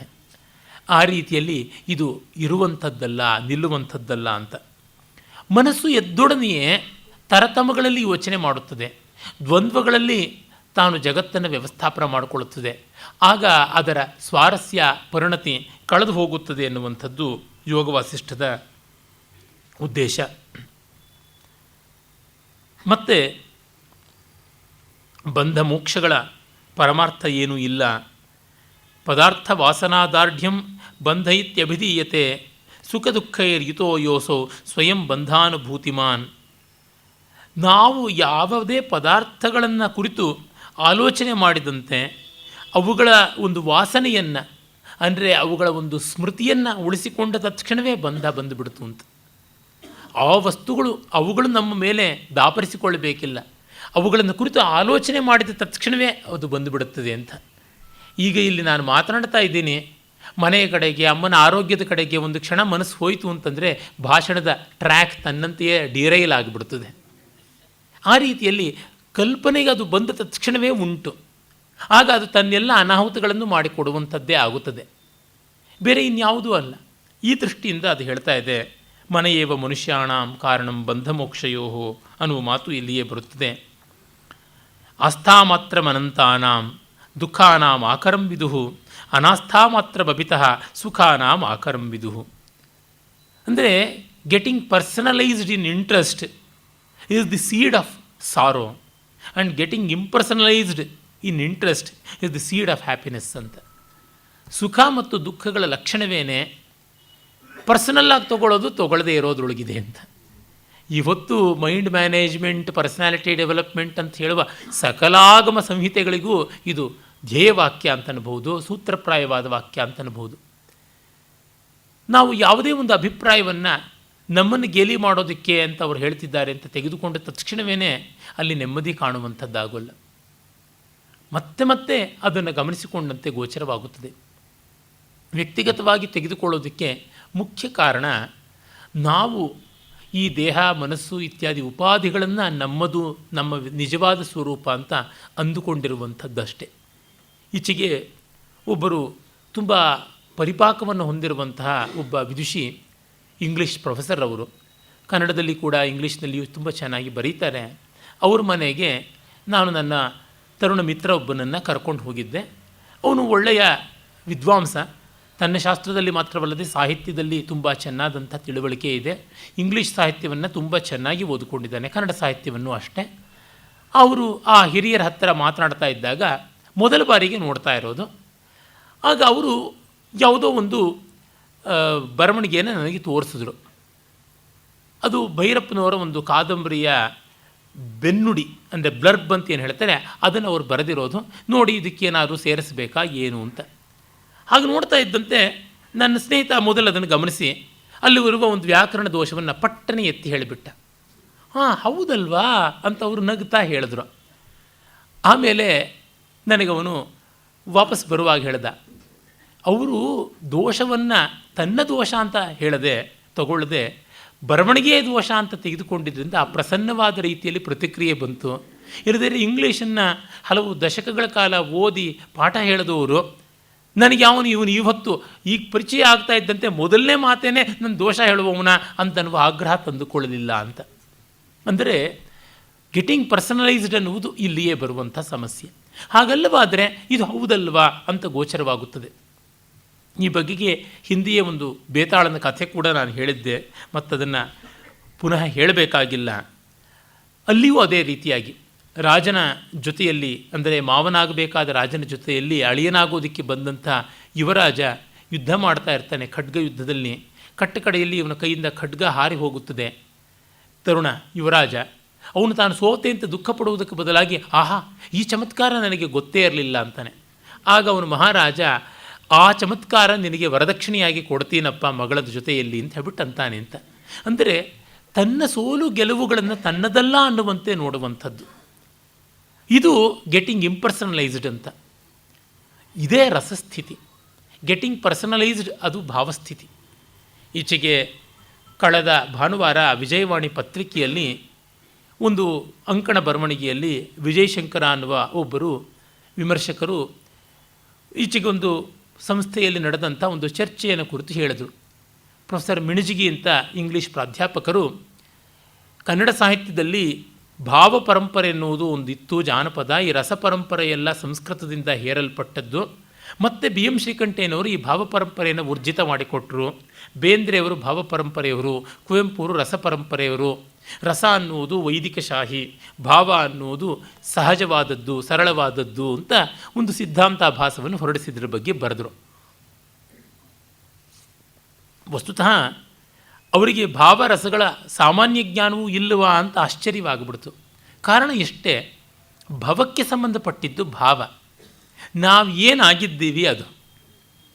ರಸ ಅನ್ನುವುದು ನಾವು ಏನಾಗಬೇಕು ಅಂತ, ನಾವು ಆಗಿರೋದೇನು ಆಗಬಾರದ್ದಾಗಿರುವಂಥದ್ದು. ಇಲ್ಲ ನಮಗೆ ಭಾವವೇ ಬೇಕು ಅಂತಂದರೆ ಕಲೆಗಳು ಬೇಕೇ ಆಗಿರಲಿಲ್ಲ. ಕಿಟಕಿ ತೆಗೆದ್ರೆ ಸಾಕು, ಎಲ್ಲ ಕಿಟಕಿನೂ ಟಿ ವಿ ಚಾನಲ್ಗಳು. ಒಂದೊಂದು ಕಿಟಕಿಯಿಂದ ಯಾರ್ಯಾರ ಮನೆ ಜಗಳ ನೋಡಿದ್ರೆ ನಮ್ಗೆ ಅದೇ ಆಸ್ವಾದ್ಯವಾಗಬೇಕಾಗಿತ್ತು. ಯಾರನ್ನು ಹೇಗೆ ನೋಡಿದ್ರೆ ಅದೇ ಆಗಬೇಕಾಗಿತ್ತು. ಯಾವ ಶಬ್ದ ಕೇಳಿದ್ರೆ ಆ ಶಬ್ದವೇ ಸಂಗೀತವಾಗಬೇಕಾಗಿತ್ತು. ಹಾಗಲ್ಲವಲ್ಲ, the sublimated emotion that is impersonalised is the rasa ಅಂತನ್ನುವಂಥದ್ದು. ಆ ಒಂದು ಸಾಮಾನ್ಯ ಜ್ಞಾನವೂ ಇಲ್ಲದೆ, ಮತ್ತು ರಸ ಅನ್ನುವುದಕ್ಕೆ ವೈದಿಕ ಅಂತ ಎಲ್ಲಿಯೋ ನಾವು ನೋಡುವಂಥದ್ದಲ್ಲ. ಭಾವ ಅನ್ನೋದು ಅವೈದಿಕ ಅಂತಲ್ಲ. ಅಸ್ತಿತ್ವವನ್ನು ಯಾರಾದರೂ ನಿರಾಕರಿಸ್ತಾರ? ಇದು ಹೇಗಿದೆ ಅಂತಂದರೆ, ದೇಹ ವೈದಿಕ ಅಲ್ಲ ಜಾನಪದ, ಆತ್ಮ ವೈದಿಕ ಅಂತಂದರೆ ದೇಹ ಇಲ್ಲದ ಆತ್ಮ ಪಿಶಾಚ ರೂಪಕ್ಕೆ ಬಂದುಬಿಡುತ್ತದೆ, ಆತ್ಮ ಇಲ್ಲದ ದೇಹ ಶವರೂಪಕ್ಕೆ ಬಂದುಬಿಡುತ್ತದೆ. ಹೀಗೆ ಏನು ಅವಿಚಾರಿತವಾಗಿ ಮಾತನಾಡ್ತಾರೆ. ಮತ್ತು ಅದಕ್ಕೆ ಅವರು ವಿಜಯಶಂಕರ್ ಅವರು ಇವರು ಸಂಸ್ಕೃತದಲ್ಲಿ, ಕನ್ನಡದಲ್ಲಿ, ಇಂಗ್ಲೀಷ್ನಲ್ಲಿ ಆಳವಾದ ಅಧ್ಯಯನವುಳ್ಳವರು ಅಂತ. ಯಾವ ಅಧ್ಯಯನವೂ ಈ ರೀತಿಯಾದ ಉಪಕ್ರಮದಲ್ಲಿ ಕಾಣಿಸೋದಿಲ್ವಲ್ಲ. ನನಗೆ ಬೆನ್ನು ನೋವು ಬಂದು ಮಲಗಿದ್ದೆ. ಇದಕ್ಕೆ ಉತ್ತರ ಬರೀಬೇಕಾ ಬೇಡವಾ? ಸುಮ್ಮನೆ ಯಾತಕ ರಗಳೆ, ಈಗಲೇ ಕೆಟ್ಟ ಹೆಸರು, ಬೇಕಾದಷ್ಟು ಬೈಗಳು, ಜಗಳ, ರಣರಂಗ ಅಂತ ಸುಮ್ಮನೆ ಇರೋಣ ಅಂತ. ಇಲ್ಲ, ಇದಕ್ಕೇನಾದ್ರು ಒಂದು ಬರೀಬೇಕು ಅಂತ ಒಳಗಡೆ ರಜೋಗುಣ. ಆಮೇಲೆ ನನ್ನ ವಿದ್ವನ್ ಮಿತ್ರರಾದಂಥ ಲೀಲಾ ಅವರು, ನೋಡಿದ್ರ ಗಣೇಶ್, ಇದಕ್ಕೇನು ನೀವು ಸುಮ್ಮನೆ ಕೂತಿದ್ದೀರಾ, ಅಲಂಕಾರ ಶಾಸ್ತ್ರ ಅಂತ ಸುಮ್ಮನೆ ಅಲಂಕಾರವಾಗಿ ಕೂತಿದ್ದೀರಲ್ಲ ಮಂಚಕ್ಕೆ ಅಂತಂದರು. ಆಗ ನಾನು ಇಲ್ಲ ಬರೀಬೇಕು ಅಂತ ಅಂದುಕೊಂಡೆ ಅಂತ ಹೇಳ್ಬಿಟ್ಟು ಮತ್ತೆ ಎದ್ನೋ ಬಿದ್ದನೋ ಅಂತ ಬೆನ್ನು ಹುಡಿ ಮಾಡಿಕೊಂಡು ಬರೆದು ಕಳಿಸಿದ್ದಾಯಿತು. ಅಂದರೆ ಈ ಲೋಕದಲ್ಲಿ ಈ ರೀತಿಯಾದದ್ದು ಆಗ್ತಾ ಇರ್ತದೆ. ಪರ್ಸನಲ್ ಆಗಿರುವಂಥದ್ದು ಅಂತ ತೆಗೆದುಕೊಂಡ ತಕ್ಷಣವೇ ಸುಖ ದುಃಖಾತ್ಮಕ ಆಗುತ್ತದೆ ಅಂತ. ಜಾನಪದ ಗೀತೆಗಳಲ್ಲಿ ಎಷ್ಟು ಒಳ್ಳೆಯ ಭಾವಗಳಿಲ್ಲ, ಅಲ್ಲೆಲ್ಲ ಕಾಣುವುದು ರಸವೇನೆ. ಗೋನಳ್ಳಿ ದೇವರೇ ಗೊಂಬೆಯ ತೇರೋಳೆ, ದಂಡಿಗೆ ಹೋದ ನನಮಿಂಡ ಸುಖವಾಗಿ ಬಂದರೆ ಗಂಡನ ಆಹುತಿ ಕೊಡುವೇನು ಅಂತ ಅನ್ನೋದನ್ನು ನಾವು ರಿಯಲಿಸ್ಟಿಕ್ ಆಗಿ ತೆಗೆದುಕೊಂಡಾಗ ಆಗುವಂಥದ್ದೇನೋ, ಎಂಥ ಗಂಡಬೀರಿ, ಎಂಥ ತಾಟಕಿ ಇವಳು ಅಂತ. ರಸವಾಗಿ ತೆಗೆದುಕೊಂಡಾಗ ಅಯ್ಯೋ, ಈ ಹೆಣ್ಣು ಮಗಳಿಗೆ ಈ ಥರ ಆಡಿಸಬೇಕು ಅಂತಂದರೆ ಆ ಗಂಡ ಎಂಥ ಯಮಗಂಡ ಆಗಿರಬಹುದು ಅಂತ ಅನಿಸೋದಿಲ್ವ? ಇದು ನಮಗೆ ತಿಳಿಯುತ್ತದೆ. ನಾನೇ ಬಲ್ಲೆ, ಒಬ್ಬ ತಾಯಿ ಅವರ ಗಂಡ ಬೇಕಾದಷ್ಟು ಅನೈತಿಕ ಸಂಬಂಧ ಇಟ್ಟುಕೊಂಡಾತ ಹೆಂಡತಿ ಯಾರೋ ಒಬ್ಬಿಬ್ಬರ ಜೊತೆಗೆ ನಗನಗ್ತಾ ಮಾತಾಡಿದ್ದಕ್ಕೆ ಜನ್ಮ ಇಡೀ ಹಿಂಸೆ ಮಾಡ್ತಾ ಇದ್ದಂಥದ್ದು. ಹೀಗಿರುವ ಸಾಧ್ಯತೆಯನ್ನು ಅದು ಹೇಳ್ತಾ ಇದೆ ಅಂತ ನೋಡ್ಬೋದು. ಈ ಒಂದು ಶಾಂತ ಸ್ಥಿಮಿತವಾದ ಧ್ಯಾನಶೀಲತೆಯ ಸ್ಥಿತಿಯಿಂದ ವಾಸ್ತವವನ್ನು ಕಾಣುವಂಥ ಗತಿಯೇ ರಸ. ಇದನ್ನು ಯೋಗವಾಸಿಷ್ಠ ತಿಳಿಸ್ತಾ ಇರುವಂಥದ್ದು. ಅಹಮಿತ್ಯೇವ ಸಂಕಲ್ಪೋ ಬಂಧಾಯಾತಿ ವಿನಾಶಿನೇ, ನಾಹಮಿತ್ಯೇವ ಸಂಕಲ್ಪೋ ಮೋಕ್ಷಾಯ ವಿಮಲಾತ್ಮನೆ, ನಾಹಂ ಬ್ರಹ್ಮೇತಿ ಸಂಕಲ್ಪಾತ್ ಸುದೃಢಾತ್ ಬದ್ಧತೆ ಮನಃ. ಇಲ್ಲಿ ನೋಡಿ, ಅಹಂ ಬ್ರಹ್ಮಾಸ್ಮಿ ಎನ್ನುವಲ್ಲ ಇರುವಂಥ ಅಹಂ ಅನ್ನೋದು ಅಹಂಕಾರದ ಅಹಂ ಅಲ್ಲ, ನಾನು ಅನ್ನುವ ಭಾವ ಬೇರೆ, ಈ ಅಹಂಕಾರ ಅನ್ನುವಂಥದ್ದು ಬೇರೆ ಅಂತನ್ನುವುದನ್ನು ಸ್ಪಷ್ಟಪಡಿಸ್ತಾ ಇದೆ.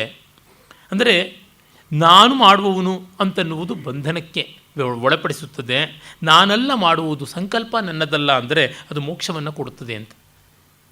ಅಹಂ ಅನ್ನುವಲ್ಲಿ ಈ ನಾಮರೂಪಾತ್ಮಕವಾದ ನಾನು ಅನ್ನುವ ಅರ್ಥದಲ್ಲದೆ ಸಕಲ ಜಗದ್ವಸ್ತು, ಸಕಲ ಚೈತನ್ಯ, ಸಚ್ಚಿದಾನಂದ ಮಾತ್ರವಾದದ್ದು ಅನ್ನುವುದನ್ನು ತೆಗೆದುಕೊಳ್ಬೇಕು. ಯೋಗವಾಸಿಷ್ಠದ್ದೇ ಮತ್ತೊಂದು ಬಹಳ ಸುಂದರವಾದ ಸೂಕ್ತಿ, ಯೋಗ ಶಿಖೋಪನಿಷತ್ತು, ಬಿಂದೂಪನಿಷತ್ತು ಇತ್ಯಾದಿಗಳಲ್ಲೆಲ್ಲ ಬರುವಂಥದ್ದು.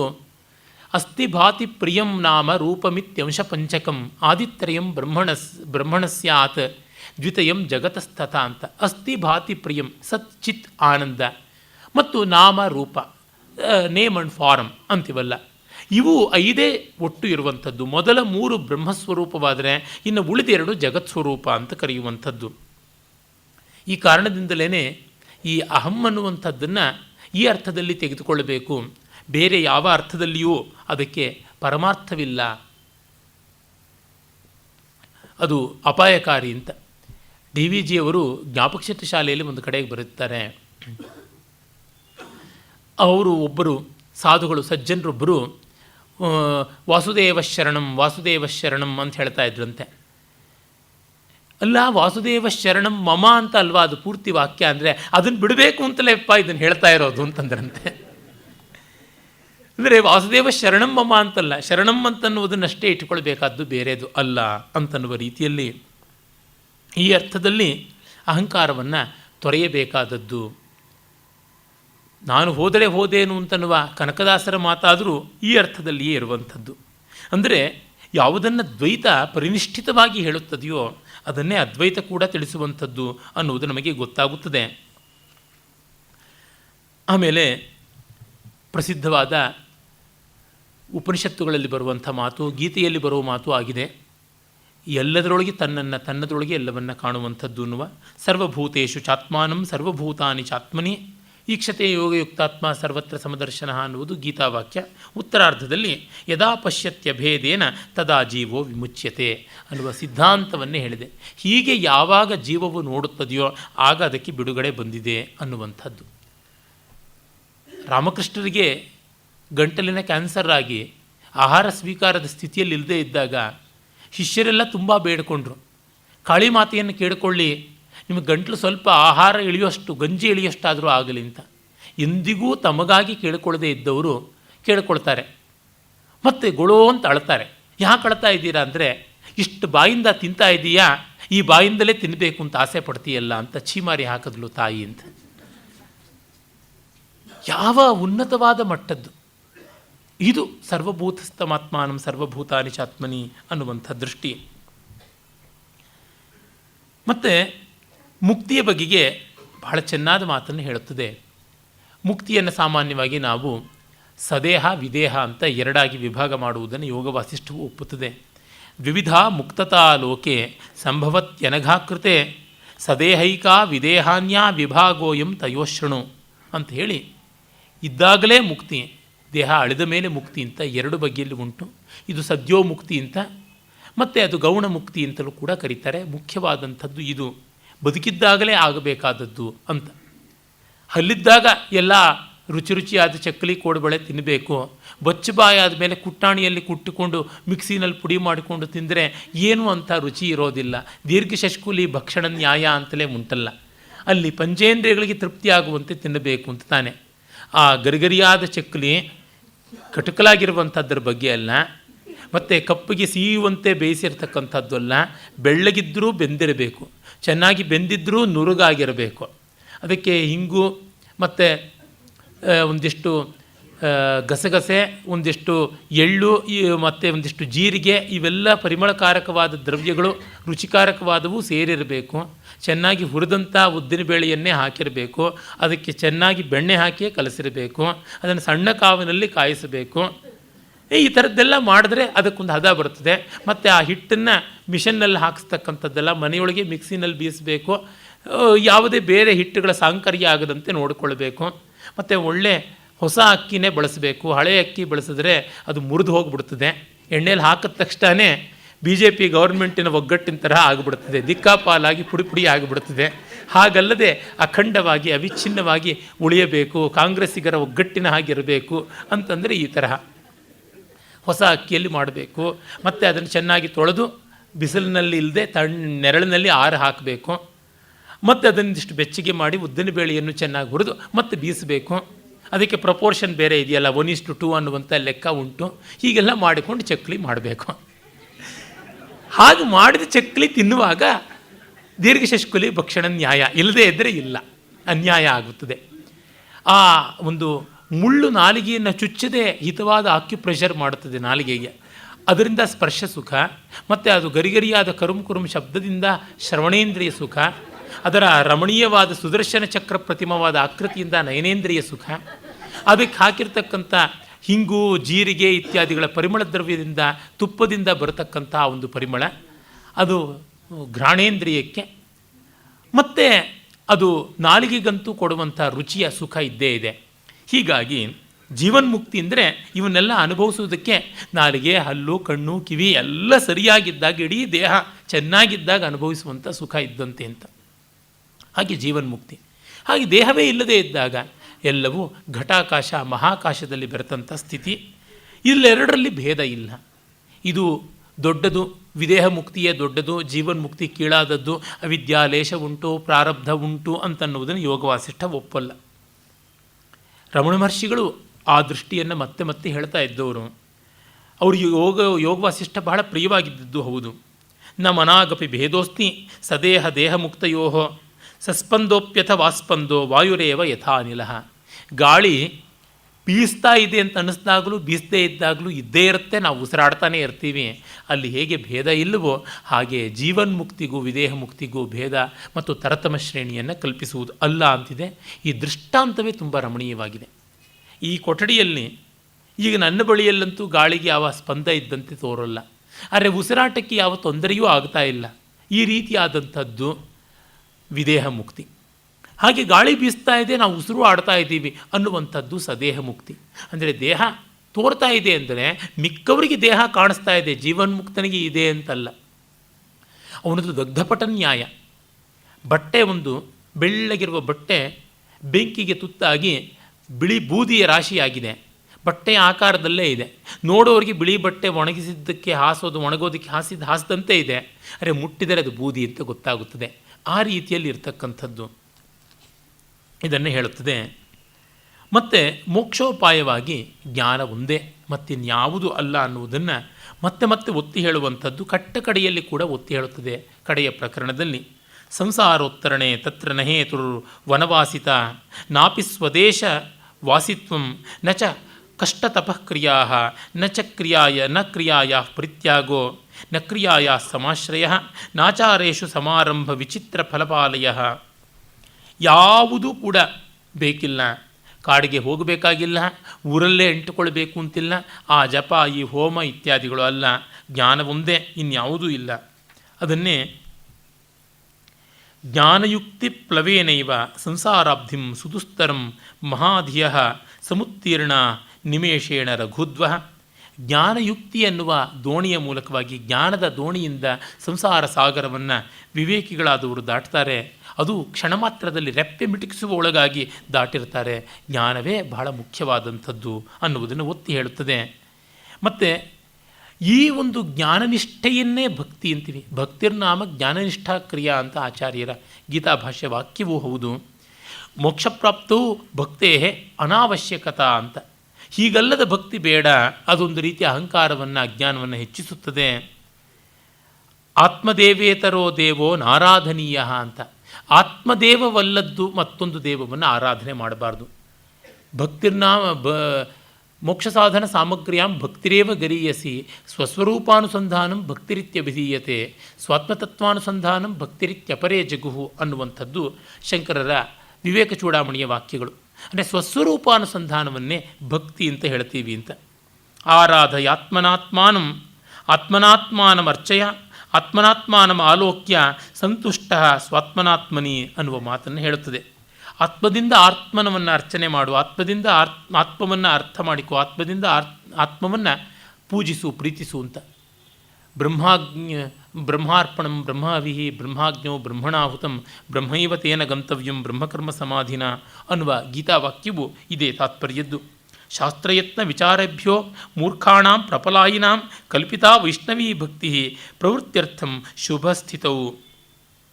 ವಿಷ್ಣು ಭಕ್ತಿ, ಶಿವಭಕ್ತಿ ಇತ್ಯಾದಿ ಸಗುಣ ಭಕ್ತಿಯೆಲ್ಲ ಮಂದ ಮಧ್ಯಮಾಧಿಕಾರಿಗಳಿಗೆ, ಶಾಸ್ತ್ರ ಯತ್ನ ವಿಚಾರಗಳು ಇವು ಮಂದ ಮಧ್ಯಮಾಧಿಕಾರಿಗಳಿಗೇನೆ, ಇನ್ಯಾರಿಗೂ ಅಲ್ಲ ಅಂತ. ಹೀಗೆ ಹೇಳಿದ್ದಕ್ಕೆ ಯಾರೂ ಬೇಸರ ಮಾಡಿಕೊಳ್ಳಬೇಕಾಗಿಲ್ಲ. ನಾವೆಲ್ಲರೂ ಕೂಡ ಉತ್ತಮ ಅಧಿಕಾರಿಗಳ ಪಕ್ಷದಲ್ಲಿ ಇಲ್ಲ ಅಂತಲೇ ಅಂದುಕೊಳ್ಳಬೇಕು. ಯಾಕೆ ಅಂದರೆ ಜಗತ್ತು ನಮಗೆ ಬೇಕಾಗಿದೆ ಅನ್ನೋದ್ರಿಂದಲೇ ನಾವು ಉತ್ತಮ ಅಧಿಕಾರಿಗಳು ಅಲ್ಲ ಅಂತ ಗೊತ್ತಾಗುತ್ತದೆ. ಜಗತ್ತು ನಮಗೆ ಬೇಕಿಲ್ಲ, ಆದರೆ ಜಗತ್ತಿಗೆ ನಾವು ಬೇಕಿದೆ ಅಂತ ಅರಿವಾದಾಗ ಉತ್ತಮ ಅಧಿಕಾರಿಗಳಾಗ್ತೀವಿ. ಹಾಗಾದ್ದರಿಂದ ನಾವು ಇದನ್ನೆಲ್ಲ ಮಾಡಬೇಕಾದದ್ದು ಹೌದು. ಆದರೆ ಇದು ಉತ್ತಮ ಅಧಿಕಾರಿಗಳನ್ನು ಕುರಿತು ಹೇಳ್ತಾ ಇರುವಂಥದ್ದು. ಕ್ರಿಯತೆ ಮಾಧವಾದೀನಾಂ ಪ್ರಣಯ ಪ್ರಾರ್ಥನಾ ಸ್ವಯಂ ತಥೈವ ಕ್ರಿಯತೆ ಕಸ್ಮಾನ್ನ ಸ್ವಕಸ್ಯೇವ ಚೇತಸಃ. ಯಾರ್ಯಾರೋ ದೇವರುಗಳನ್ನು ಹಿಡಿದು ಹೋಗೋದಕ್ಕಿಂತ ತನ್ನೊಳಗಿನ ದೇವರನ್ನು ಹಿಡಿದು ಹೋದರೆ ಒಳ್ಳೆಯದು ಅಂತ. ಶಂಕರರ ಶಿವಾನಂದಲಹರಿಯಲ್ಲಿ ಬರುತ್ತದಲ್ಲ, ಗಭೀರೇ ಕಾಸಾರೇ ವಿಶತಿ ಅಂತ. ಆಳವಾದ ಮಡುಗಳಿಗೆ ಹೋಗ್ತಾನೆ ಕಮಲ ತರೋದಕ್ಕೆ ಅಂತ, ಪತ್ರೆ ತರೋದಕ್ಕೆ ಅಂತ ಗಹನಾರಣ್ಯಗಳಲ್ಲಿ ಓಡಾಡ್ತಾನೆ. ಆದರೆ ಹೃದಯ ಕಮಲವನ್ನು ಯಾಕೆ ಅರ್ಪಣೆ ಮಾಡೋದಿಲ್ಲ? ಈ ರೀತಿಯಲ್ಲೇ ಸರ್ವಸ್ಯೇವ ಜನಸ್ಯಾಸ್ಯ ವಿಷ್ಣುರಭ್ಯಂತರೇ ಸ್ಥಿತಃ ತಂ ಪರಿತ್ಯಜ್ಯ ಯೇ ಯಾಂತಿ ಬಹಿರ್ವಿಷ್ಣು ನರಾಧಮಾಃ. ಅಂತರಂಗದಲ್ಲಿ ವಿಷ್ಣು ಇದ್ದಾನೆ. ವಿಷ್ಣು ಅಂತಂದರೆ ವ್ಯಾಪ್ನೋತೀತಿ ವಿಷ್ಣು. ಒಳಗೆ ವ್ಯಾಪಿಸಿಲ್ವಾ? ಹೊರಗೆ ವ್ಯಾಪಿಸಿರದೆ ಒಳಗೆ ಮಾತ್ರ ವ್ಯಾಪಿಸಿರ್ತಾನ, ಹೊರಗೆ ವ್ಯಾಪಿಸಿರೋಲ್ವ? ಎಲ್ಲೆಲ್ಲೂ ಇದ್ದಾನೆ. ಮೊದಲು ಒಳಗಿದ್ದಾನೆ, ಇಲ್ಲಿರೋನನ್ನು ಹಿಡ್ಕೊಳ್ಬೇಕು. ಹಾಗಾಗಿ ಅವರನ್ನು ಬಿಟ್ಟು ಹೊರಗಡೆ ಹೋಗುವುದು ಹೇಗೆ? ಈ ಮಾತಿಗೆ ಸೌಂದರ್ಯಹರಿಯ ವ್ಯಾಖ್ಯಾನದಲ್ಲಿ ಲೊಲ್ಲ ಲಕ್ಷ್ಮೀಧರರು ತಮ್ಮ ಲಕ್ಷ್ಮೀಧರ ಅನ್ನುವ ವ್ಯಾಖ್ಯಾನದಲ್ಲಿ ಹೇಳ್ತಾರೆ, ಎಲ್ಲ ಬಾಹ್ಯ ಪೂಜೆಯೂ ವಾಮಾಚಾರ, ಅಂತಃಪೂಜೆ ಮಾತ್ರ ಸಮಯಾಚಾರ ಅಥವಾ ದಕ್ಷಿಣಾಚಾರ ಅಂತಾರೆ. ಅಂದರೆ ಹೊರಗಿನ ಪೂಜೆ ಎನ್ನುವಲ್ಲಿ ಒಂದು ಮಟ್ಟದ ಪ್ರದರ್ಶನ, ಒಂದು ಮಟ್ಟದ ಆಡಂಬರ ಬಂದುಬಿಡುತ್ತದೆ ಅಂತನ್ನುವುದು. ಮತ್ತು ಆ ಒಂದು ಭೇದವನ್ನು ಉಳಿಸಿಕೊಳ್ಳುವುದು ಅಜ್ಞಾನದ ಪರಾಕಾಷ್ಠೆಯಾಗಿಬಿಡುತ್ತದೆ. ಆ ಕಾರಣ ಒಳಗಿನದನ್ನು ಪ್ರತ್ಯಕ್ ಪ್ರಾವಣ್ಯವನ್ನು ಹೆಚ್ಚು ಮಾಡಿಕೊಳ್ಳಿ ಅಂತ. ಆಮೇಲೆ ಕೋಪಿ ದೇವ ಅವಿಚಾರವಂತಂ ಜ್ಞಾನಂ ದಾತುಂ ನ ಸಮರ್ಥ. ಯಾವ ದೇವರು ಅವಿಚಾರಿಗೆ ಮೋಕ್ಷೋಪಾಯವನ್ನು ಕೊಡೋದಕ್ಕೆ ಆಗೋಲ್ಲ. ಉದ್ಧರೇದ್ ಆತ್ಮನಾತ್ಮಾನಂ ನಾತ್ಮಾನಂ ಅವಸಾದಯೇತ್ ಆತ್ಮೈವ ಹ್ಯಾತ್ಮನೋ ಬಂಧುರಾತ್ಮೈವ ರಿಪುರಾತ್ಮನಃ ಅನ್ನುವ ಮಾತು ಇಲ್ಲಿ ಅನುಸಂಧೇಯ. ಅಂದರೆ ಈ ದೇವರೇ ಆಗಲಿ ಯಾರೇ ಆಗಲಿ ಅಜ್ಞಾನಿಯನ್ನು ಉದ್ಧಾರ ಮಾಡಲಾರ ಅಂತ. ಜ್ಞಾನಿಗೆ ದೇವರು ಬೇಕಿಲ್ಲ. ಇದು ಬಂದಿರುವಂಥ ಸಮಸ್ಯೆ. ನಾವು ದೇವರೇ ನೀನು ನಡೆಸಿಬಿಡು ಅಂತಂದರೆ ಅಹಂಕಾರ ತ್ಯಾಗ ಮಾಡಿದರೆ ಮಾತ್ರ ಸಾಧ್ಯ. ಅದು ಗಮನಿಸಿಕೊಳ್ಳಬೇಕು. ಅಹಂಕಾರ ತ್ಯಾಗ ಮಾಡದೆ ಅಹಂಕಾರವನ್ನು ಇಟ್ಟುಕೊಂಡು ಅಜ್ಞಾನ ಜೊತೆಗೆ ಸೇರಿಸಿಕೊಂಡ್ರೆ ಹೇಗೆ? ಅಹಂಕಾರದ ಜೊತೆಗೆ ಅಜ್ಞಾನ ಇರುವಂಥದ್ದು. ನಹರೇರ್ ನಗುರೋರ್ ನಾರ್ಥಾತ್ ಕಿಂಚಿದ್ ಆಸಾಧ್ಯತೆ ಮಹತ್ ಆಕ್ರಾಂತ ಮನಸಃ ಸ್ವಸ್ಮಾತ್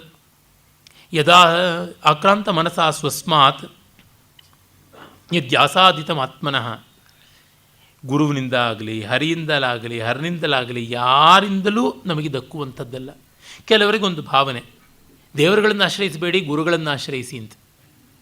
ಗುರುವೇ ಪರತರವಾದವನು ಅಂತನ್ನುವಂಥದ್ದನ್ನು ಅತಿಯಾಗಿ ಹೇಳಿ ಭೌತಿಕವಾದ ದೇಹಾದಿಗಳನ್ನು ಆಶ್ರಯಿಸಿರ್ತಕ್ಕಂಥ ಗುರುಗಳಲ್ಲಿ ಪರಮತಾತ್ಪರ್ಯ ಇಟ್ಟುಕೊಂಡು ಅವರು ಇನ್ನೇನೋ ಮಾಡಿದ್ರು ಅಂತ ಇವರಿಗೆ ಶಾಕ್ ಆಗಿ ಇವರಿಗೆ ಒಂದು ರೀತಿಯಾದ ಮನಃಖೇದ ಕಷಾಯಗಳು ಒದಗುವಂಥದ್ದು ಉಂಟು. ಅವ್ರನ್ನ ಗುರುಗಳನ್ನು ತೆಚ್ಕೊಂಡ್ವಿ, ಅವ್ರು ಮೋಸ ಮಾಡಿಬಿಟ್ರು. ಎಲ್ಲ ಟಿ ವಿ ಚಾನೆಲ್ಗಳಲ್ಲಿ ಕಾಣಿಸ್ತಾನೆ ಇರುತ್ತೆ. ಎಲ್ಲ ಆನಂದರ ಸ್ಥಿತಿಯೂ ಇದೇ ದುಃಖ. ಹೀಗಿರುವಾಗ ಅವೆಲ್ಲ ನೆಚ್ಚಿಕೊಳ್ಬೇಡಿ. ಯಾರೂ ನಿಮ್ಮನ್ನು ಜುಟ್ಟು ಹಿಡಿದು ಉದ್ಧಾರ ಮಾಡೋಕ್ಕಾಗೋದಿಲ್ಲ. ಅರ್ಜುನನ ಕೃಷ್ಣನೂ ಅಷ್ಟೇ, ಕೃಷ್ಣನ ಅರ್ಜುನನೂ ಅಷ್ಟೇ, ಏನೂ ಮಾಡೋದಕ್ಕಾಗೋದಿಲ್ಲ ಅನ್ನುವಂತೆ. ಯಾಕೆ? ಯಯೇಷ ದೇವ ಕಥಿತೋ ನೈಷ ದೂರೇವ ತಿಷ್ಠತೆ ಶರೀರೇ ಸಂಸ್ಥಿತೋ ನಿತ್ಯಂ ಚಿನ್ಮಾತ್ರಮಿತಿ ವಿಶ್ರುತಃ. ಯಾವ ದೇವರು ನಮ್ಮಿಂದ ಹೊರಗೆ ಇಲ್ಲ, ನಮ್ಮಿಂದ ಒಳಗೇ ಇದ್ದಾನೆ. ಆ ದೇವರನ್ನು ಗಮನಿಸಿಕೊಳ್ಳಬೇಕು ಅನ್ನುವಂಥದ್ದು ಇಲ್ಲಿಯೇ ತಾತ್ಪರ್ಯ. ಅವ್ಯುತ್ಪನ್ನ ಧಿಯೋ ಯೋಹಿ ಬಾಲಪೇಲವ ಚೇತಸಃ ಕೃತ್ರಿಮಾರ್ಚಾಮಯಂ ತೇಷಾಂ ದೇವಾರ್ಚನ ಮುದಾಹೃತಂ. ಇದು ಆಗಮಗಳಲ್ಲಿ ಬರುವ ಮಾತು. ಪ್ರತಿಮಾ ಸ್ವಲ್ಪ ಬುದ್ಧೀನಾಂ ಯೋಗಿನಾಂ ಹೃದಯೇ ಹರಿಹಿ ಅಂತ. ಅಗ್ನಿರ್ದೇವೋ ದ್ವಿಜಾತೀನಾಂ ದಿವಿದೇವೋ ಮನೀಷಿಣಾಂ ಪ್ರತಿಮಾಸು ಅಲ್ಪಬುದ್ಧೀನಾಂ ಯೋಗಿನಾಂ ಹೃದಯೇ ಹರಿಹಿ ಅಂತ. ಅಗ್ನಿ ಪುರಸ್ಸರವಾಗಿ ವೇದ ಮಂತ್ರಗಳನ್ನು ಬಲ್ಲಂಥ ದ್ವಿಜರು ಪೂಜೆ ಮಾಡ್ತಾರೆ. ಪಾಮರರು ದೇವರ ಮೇಲಿದ್ದಾನೆ ಅಂತ ಆಕಾಶ ತೋರಿಸ್ತಾರೆ. ಇನ್ನು ಅಲ್ಪ ಬುದ್ಧಿಗಳು ವಿಗ್ರಹದಲ್ಲಿ ದೇವರಿದ್ದಾನೆ ಅಂತಾರೆ. ಆದರೆ ಯೋಗಿಗಳ ಹೃದಯದೊಳಗೆ ನಾರಾಯಣ ಇದ್ದಾನೆ ಅಂತ. ಆದರೆ ನಾವು ಬಾಹ್ಯ ಬಿಂಬವನ್ನು ಭಗವದ್ರೂಪವೇ ಅಂತ ಉಪಾಸನೆ ಮಾಡೋದ್ರೊಳಗೆ ಯಾವ ತಪ್ಪೂ ಇಲ್ಲ. ನಾರಾಯಣ ಗುರುಗಳನ್ನು ಒಮ್ಮೆ ಯಾರೋ ಕಮ್ಯುನಿಸ್ಟ್ ಬ್ರ್ಯಾಂಡ್ನವರು ಬಂದು ಕೇಳಿದ್ರಂತೆ, ನೀವು ಜನಗಳಿಗೆ ಅಂಧವಿಶ್ವಾಸವನ್ನು ಮೂಢಾಚಾರವನ್ನು ಹೇಳ್ಕೊಡ್ತಾ ಇದ್ದೀರಾ, ಕಲ್ಲು ಮಣ್ಣು ಗೊಂಬೆ ಇತ್ಯಾದಿನೆಲ್ಲ ಪೂಜೆ ಮಾಡೋದು ಅಂತ. ಬನ್ನಿ ನಮ್ಮ ದೇವರನ್ನು ನೋಡಿ, ನಮ್ಮ ದೇವಸ್ಥಾನಕ್ಕೆ ಬನ್ನಿ, ಯಾರೂ ಕೂಡ ಕಲ್ಲನ್ನು ಪೂಜೆ ಮಾಡ್ತಾ ಇಲ್ಲ ಅಂದ್ರಂತೆ. ಅದೇನು ಹಾಗೆ ಹೇಳ್ತೀರಾ? ಎಲ್ಲರೂ ಭಗವಂತ ಅಂತ ಪೂಜೆ ಮಾಡ್ತಾ ಇರೋದು, ನಿಮ್ಮ ಕಣ್ಣಿಗೆ ಕಲ್ಲಾಗಿ ಕಾಣಿಸ್ತಾ ಇರೋದು ಅಂತ. ನಾವು ಅರ್ಚನೆ ಮಾಡುವಾಗ ಶಿಲಾಯೇ ನಮಃ, ಗ್ರಾವಣೇ ನಮಃ, ಅಶ್ಮನೇ ನಮಃ ಅಂತ ಕಲ್ಲಿನ ಪರ್ಯಾಯ ಶಬ್ದಗಳನ್ನು ಹೇಳಿ ಯಾರೂ ಪೂಜೆ ಮಾಡೋದಿಲ್ಲ. ಇಲ್ಲಿ ಪಕ್ಕದಲ್ಲಿ ದೊಡ್ಡ ಗಣಪತಿ ಅಷ್ಟು ದೊಡ್ಡ ಶಿಲೆ, ಕಲ್ಲೇ ನಿನಗೆ ನಮಸ್ಕಾರ, ಬೆಣಚ್ ಕಲ್ಲೇ ನಿನಗೆ ನಮಸ್ಕಾರ, ಶಾಲಗ್ರಾಮ ಶಿಲೆಯೇ ನಿನಗೆ ನಮಸ್ಕಾರ, rock obeisance to you, stone obeisance to you ಅಂತ ಹೀಗೆಲ್ಲ ಏನೂ ಹೇಳೋದಿಲ್ಲ. ಕಲ್ಲೇ ಪೋಟ್ರಿ, ಮಣ್ಣೇ ಪೋಟ್ರಿ ಅಂತ ತಮಿಳಿನಲ್ಲೂ ಏನೂ ಹೇಳೋದಿಲ್ಲ. ಮಾಡುವಂಥದ್ದೇ ಸುಮುಖಶ್ಚೈಕದಂತಶ್ಚ ಕಪಿಲೋ ಗಜಕರ್ಣಕ ಲಂಬೋದರೋ ವಿಕಟೋ ವಿಘ್ನರಾಜೋ ಗಣಾಧಿಪ ಧೂಮಕೇತುರ್ಗಣಾಧ್ಯಕ್ಷ ಫಾಲಚಂದ್ರೋ ಗಜಾನನ ಷೋಡಶೈತಾನಿ ನಾಮಾನಿ ಯಪ್ಪಟೇಚ್ಛೃಣುಯಾದಪಿ ವಿದ್ಯಾರಂಭೆ ವಿವಾಹೇ ಚ ಪ್ರವೇಶೇ ನಿರ್ಗಮೇ ತತ ಸಂಗ್ರಾಮೇ ವಾ ಗೃಹೇ ವಾಪಿ ವಿಘ್ನಸ್ತಸ್ಯ ನ ಜಾಯತೆ ಅಭೀಪ್ಸಿತಾರ್ಥಸಿದ್ಧ್ಯರ್ಥಂ ಪೂಜಿತಂಚ ಸುರೈರಪಿ ಸರ್ವವಿಘ್ನಚ್ಛಿದೆ ತಸ್ಮೈ ಗಣಾಧಿಪತಿಯೇ ನಮಃ ಅಂತಂದುಕೊಂಡು ಸುಮುಖ ನೀನು, ಪ್ರಮುಖ ನೀನು, ಏಕದಂತ, ಕಪಿಲ, ಗಜಕರ್ಣಕ ಅಂತ ಆ ಗುಣಗಳನ್ನು ಆರಾಧನೆ ಮಾಡುವುದಷ್ಟೇ. ಹಾಗೆ ಮಾಡುವಾಗಲೂ ನಮಗೆ ಕನ್ನಡದ ಅನುವಾದ ಏನೂ ಬರ್ತಾ ಇಲ್ಲ. ಏಕದಂತ ಒಂಟಿ ಹಲ್ಲಿರ್ತಕ್ಕಂಥವನೇ, ವಿಕಟ ವಿಕಾರವಾಗಿರ್ತಕ್ಕಂಥವನೇ, ಲಂಬೋದರ ದೊಡ್ಡ ಹೊಟ್ಟೆ ಇರುವವನೇ ಅಂತ ಹೀಗೂ ನಾವು ಅರ್ಥ ಮಾಡಿಕೊಳ್ಳಲ್ಲ. ಆ ಸಂಸ್ಕೃತದ ಶಬ್ದಗಳನ್ನೆಲ್ಲ ನಾವು ಪಾರ್ವತಿಗೆ ಮಗ ಎಷ್ಟು ಪ್ರೀತಿಪಾತ್ರನಾಗಿ ಕಂಡಿದ್ದಾನೋ ಆ ರೀತಿಯಾಗಿ ಕಾಣ್ತೀವಿ. ಭಾಷೆಯ ರೀತಿ ಬಹಳ ವಿನೂತನವಾದದ್ದು, ವಿಲಕ್ಷಣವಾದಂಥದ್ದು.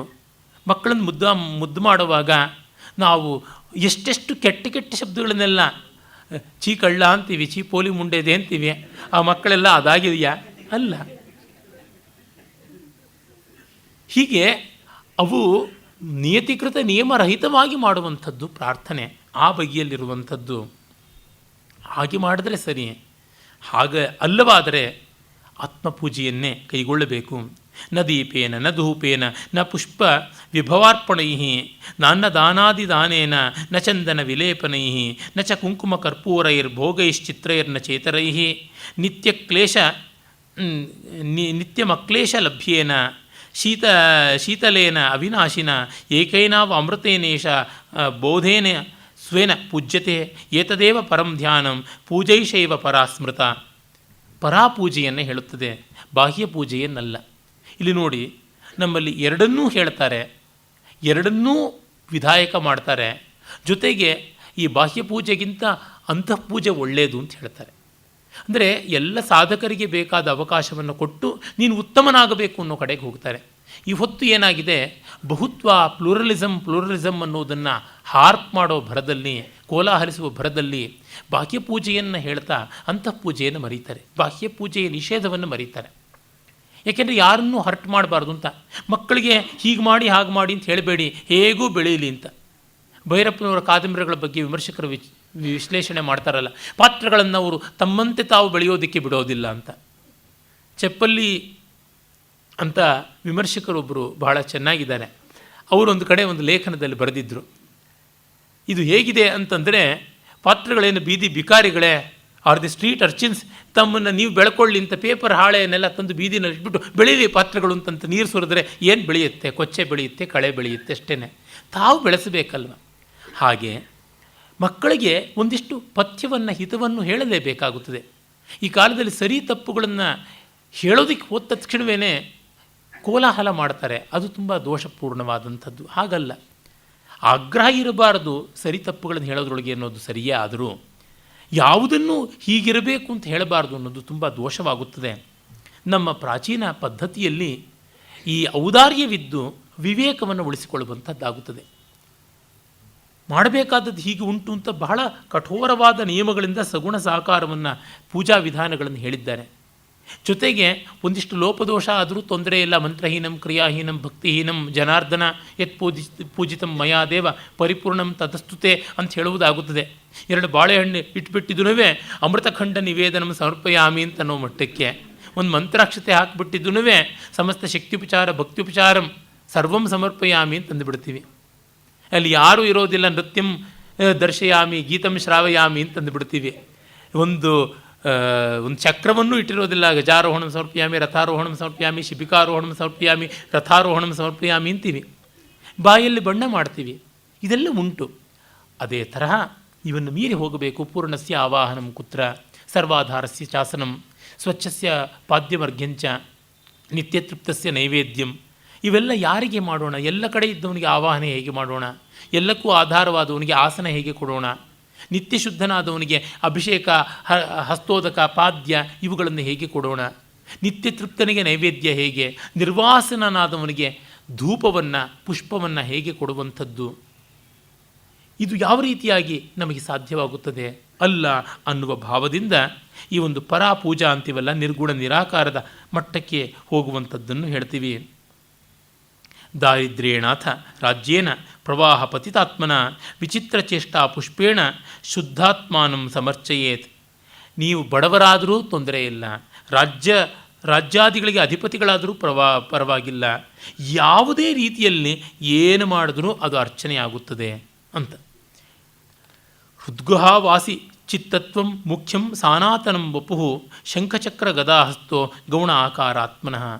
ಅಂತರಂಗದಲ್ಲಿ ಇರುವ ಆಕಾರ ಮುಖ್ಯ, ಅದು ಆಕಾರಾತೀತ. ಶಂಖಚಕ್ರ ಗದಾಧಾರಿತ್ವ ಬಾಹ್ಯವಾದದ್ದು ಗೌಣ ಅಂತ. ಯಾಕೆಂದರೆ ಈ ಆಕಾರವೇ ಪರಮಾಕಾರ ಅಂದರೆ ಆ ಆಕಾರಕ್ಕೆ ಬಾಹ್ಯವಾಗಿರುವಂಥದ್ದು, ಆ ಆಕಾರದ ಪರಿಧಿಯಲ್ಲಿರುವುದು, ಆ ಆಕಾರದ ಬಾಹ್ಯ ರೇಖೆ ಕಾಂಟೂರ್ ಅಂತೀವಲ್ಲ, ಅದರಿಂದ ಆಚೆದು ಇವನಲ್ಲ ಅಂತಾಗಿ ಸರ್ವವ್ಯಾಪ್ತಿತ್ವಕ್ಕೆ ಭಂಗ ಬಂದುಬಿಡುತ್ತದೆ ಅಂತ.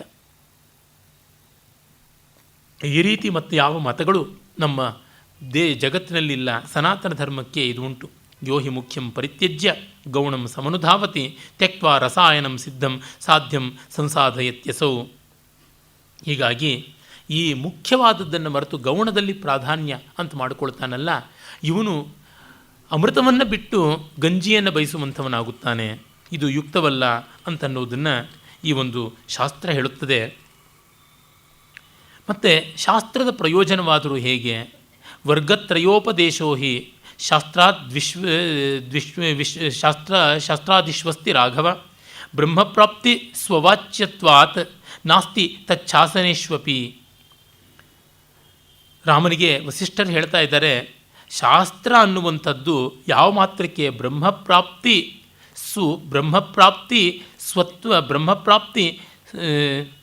ಬ್ರಹ್ಮಪ್ರಾಪ್ತಿ ಅನ್ನುವಂಥದ್ದು ಅವಾಚ್ಯತ್ವಾತ್ ನಾಸ್ತಿ ತಚ್ಛಾಸ್ತ್ರೇಶ್ವಪಿ ಅಂತ.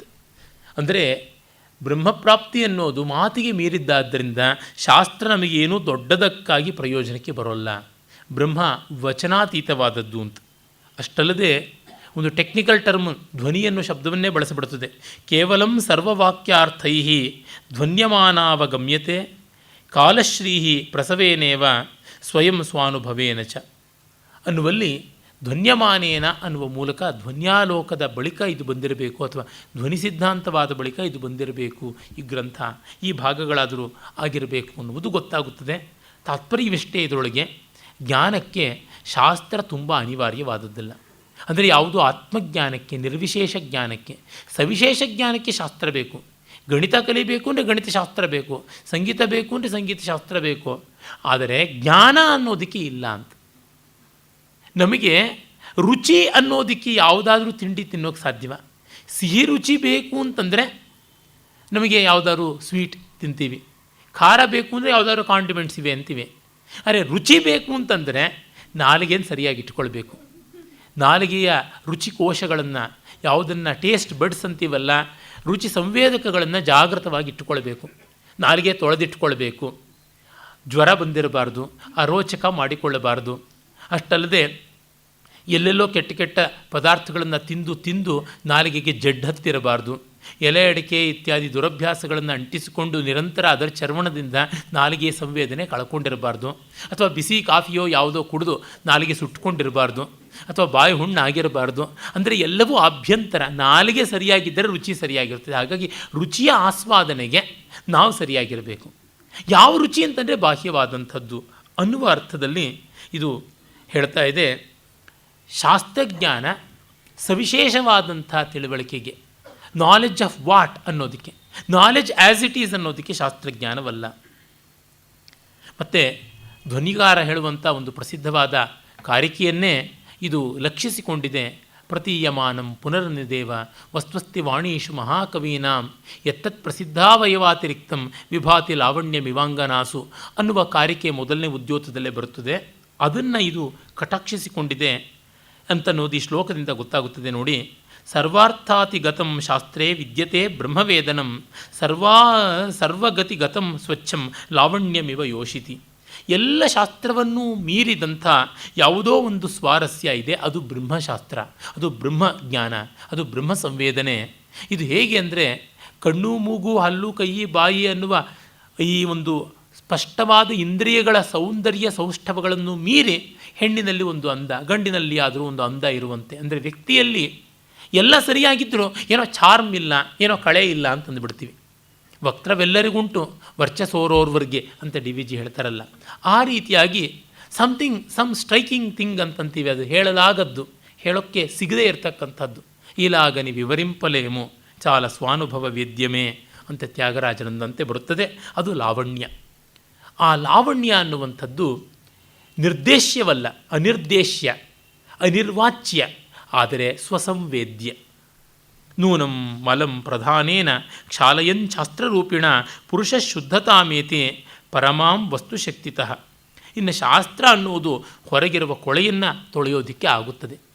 ಅದೆಲ್ಲ ಒಂದು ರೀತಿ ಸ್ಪೇಡ್ ವರ್ಕ್ ಮಾಡಿದಂತೆ, ಅದು ಬಿಟ್ಟು ಇನ್ಯಾವುದೂ ಅಲ್ಲ.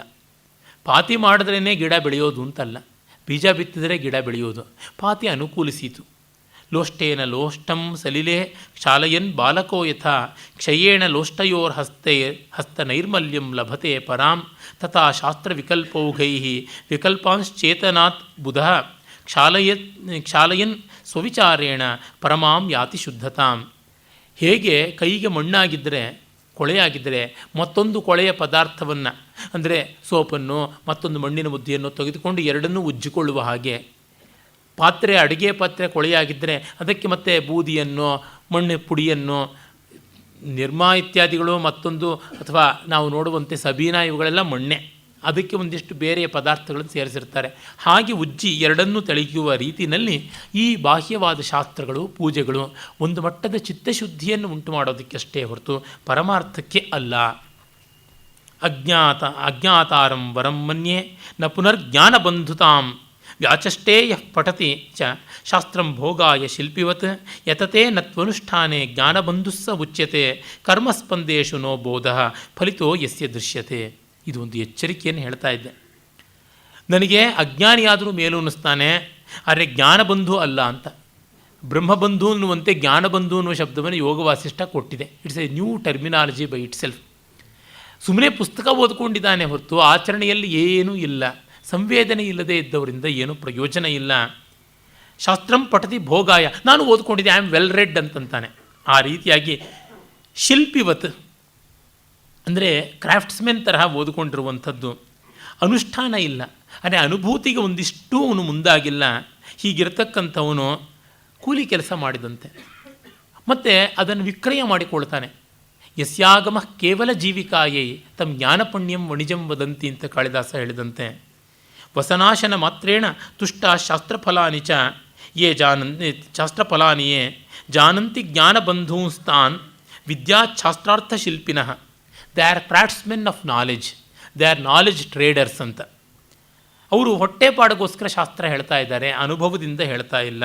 ಅಂಥವರು ಜ್ಞಾನ ಬಂಧುಗಳು ಅನ್ನುವ ಮಾತನ್ನು ಹೇಳ್ತಾ ಇದೆ. ತುಂಬ ಭಯ ಆಗುತ್ತದೆ, ಇದನ್ನು ಹೇಳುವುದಕ್ಕೆ ಸಂಕೋಚವಾಗುತ್ತದೆ.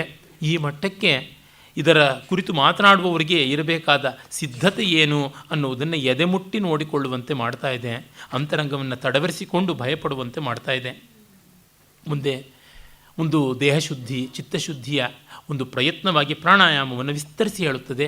ಒಂದು ಸಂಕ್ಷೇಪ ಸೂತ್ರವನ್ನು ನೋಡಿದರೆ ಸಾಕು. ಜಾಗ್ರತ ಸ್ವಪತಶ್ಚೈವ ಪ್ರಾಣಾಯಾಮೋಯಂ ಉತ್ತಮ ಪ್ರವರ್ತತೆ ಯತಸ್ತಜ್ಞ ತತ್ತಾವಚ್ಛ್ರೇಯಸೆ ಶೃಣು ಅಂತ ಹೇಳಿ, ಎಚ್ಚರದಲ್ಲಿ, ಕನಸಿನಲ್ಲಿ, ನಿದ್ರೆಯಲ್ಲಿ ಎಲ್ಲ ಕಾಲದಲ್ಲೂ ಸಾಗುವಂಥ ಈ ಉಸಿರಾಟದ ಗಮನವನ್ನು ಇಟ್ಕೊಂಡಿರಬೇಕು. ಯಾರು ಪ್ರಾಣಾಯಾಮದ ಬಗ್ಗೆ ಗಮನ ಇಟ್ಟಿರ್ತಾರೆ ಅಂದರೆ ನಿಜವಾಗಿ ಉಸಿರಿನ ಬಗ್ಗೆ ಗಮನ ಇಟ್ಟವರು ಅಂತಲೇ. ಉಸಿರನ್ನು ಗಮನಿಸಿಕೊಂಡ್ರೆ ಅದು ಅಜಪಾ ಯೋಗ ಅನ್ನುವ ಹಂಸ ಗಾಯತ್ರಿ ಅನ್ನುವ ರೀತಿಯಲ್ಲಿ ಬರುತ್ತದೆ ಅಂತ ಶಾಸ್ತ್ರಾಂತರಗಳು ಹೇಳುತ್ತವೆ. ಇಲ್ಲಿ ಆ ಒಂದು ಪೂರಕ, ಕುಂಭಕ ಮತ್ತು ರೇಚಕದ ಆ 3 ಕ್ರಮಗಳನ್ನು, ಗಾಳಿಯನ್ನು ತುಂಬಿಕೊಳ್ಳುವ, ಅದನ್ನು ಉಳಿಸಿಕೊಳ್ಳುವ ಮತ್ತು ಅದನ್ನು ಬಿಡುವಂತಹ ಕ್ರಮಗಳನ್ನು ಬಗೆ ಬಗೆಯಾಗಿ ಹೇಳುತ್ತದೆ. ಯೋಗಶಾಸ್ತ್ರಗಳಲ್ಲಿ ಪ್ರಸಿದ್ಧವಾದದ್ದು ಹಠಯೋಗ ಪ್ರದೀಪಿಕಾ ಇತ್ಯಾದಿಗಳಲ್ಲಿ ಉಂಟು. ಆಮೇಲೆ ಇದು ಈ ಸಂಸಾರದಲ್ಲಿ ಅಂದರೆ ಜಗತ್ತಿನಲ್ಲಿ ಹೇಯ ಉಪಾದೇಯ ಅಂತ ಇಲ್ಲ ಅನ್ನುವುದನ್ನು ಕುರಿತು ಹೇಳುತ್ತದೆ. ಆಯುರ್ವಾಯು ವಿಘಟ್ಟಿತಾಭ್ರ ಪಟಲೀ ಲಂಬಾಂಬು ವದ್ಭಂಗುರಂ ಭೋಗ ಮೇಘ ವಿತಾನ ಮಧ್ಯ ವಿಲಸತ್ ಸೌದಾಮನಿ ಚಂಚಲಾ ಲೋಲಾ ಯೌವನ ಲಾಲನಾ ಜಲರಯ ಕಾಯ ಕ್ಷಣಾಪಾಯವಾನ್ ಪುತ್ರತ್ರಾಸಮುಪೇತ್ಯ ಸಂಸ್ಕೃತಿ ವಶಾನ್ ನಿರ್ವಾಣಮನ್ವಿಷ್ಯತಾಂ. ಈ ಶೈಲಿಯೇ ಸಾಕು ಯೋಗ ವಾಸಿಷ್ಠದ ಭಾಷೆ ಎಂಥದ್ದು ಅಂತ ತೋರ್ಪಡಿಸೋದಕ್ಕೆ. ಆಯುರ್ವಾಯು ವಿಘಟ್ಟಿತಾಭ್ರ ಪಟಲೀ ಲಂಬಾಂಬುವದ್ಭಂಗುರಂ ಅಂದರೆ ಸಮುದ್ರದ ಮೇಲೆ ಗಾಳಿಯಿಂದಾಗಿ ಎದ್ದ ಅಲೆ ಎಷ್ಟು ಕ್ಷಣಿಕವೋ ಅಷ್ಟು ಕ್ಷಣಿಕ. ವಿಘಟ್ಟಿತ ಅಭ್ರಪಟಲಿ ಲಂಬ ಅಂಬುವದ್, ಅಭ್ರಪಟಲಿಯ ಹಾಗೆ ಲಂಬ ಅಂಬುವತ್. ಲಂಬ ಅಂಬು ಅಂತಂದರೆ ಎದ್ದಂಥ ತೆರೆ.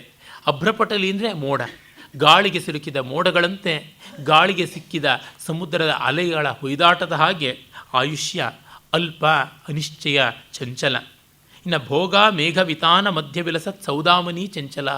ಇನ್ನು ಸುಖಭೋಗ ಸಾಮಗ್ರಿಗಳು ಅವುಗಳು ಮಿಂಚಿನಂತೆ ಕಣ್ಣು ಕೋರೈಸುತ್ತವೆ, ಅದು ಕುರುಡು ಮಾಡೋದಕ್ಕೇನೆ, ಅಶಾಶ್ವತ, ಕ್ಷಣಿಕ. ಇನ್ನು ಲೋಲಾ ಯೌವನ ಲಾಲನಾಹ, ಯೌವನವೂ ಕೂಡ ತುಂಬ ಕ್ಷಣಿಕವಾದದ್ದು. ಹೇಗೆ ಅಂತಂದರೆ ಈ ಪ್ರವಾಹ ಅಲ್ಲಿ ಬಳುಕಿ ಇಲ್ಲಿ ಬಾಗಿ ಅಲ್ಲಿ ಹಾರಿ ಇಲ್ಲಿ ತುಳುಕಿ ಇರುವಂಥ ರೀತಿಯಲ್ಲಿ. ಇನ್ನು ಕಾಯ ಕ್ಷಣಾಪಾಯವಾನ್, ದೇಹಕ್ಕೆ ಯಾವ ಕ್ಷಣ ಆಪತ್ತು ಬರುತ್ತದೆ ಅನ್ನುವುದು ಗೊತ್ತಿಲ್ಲ.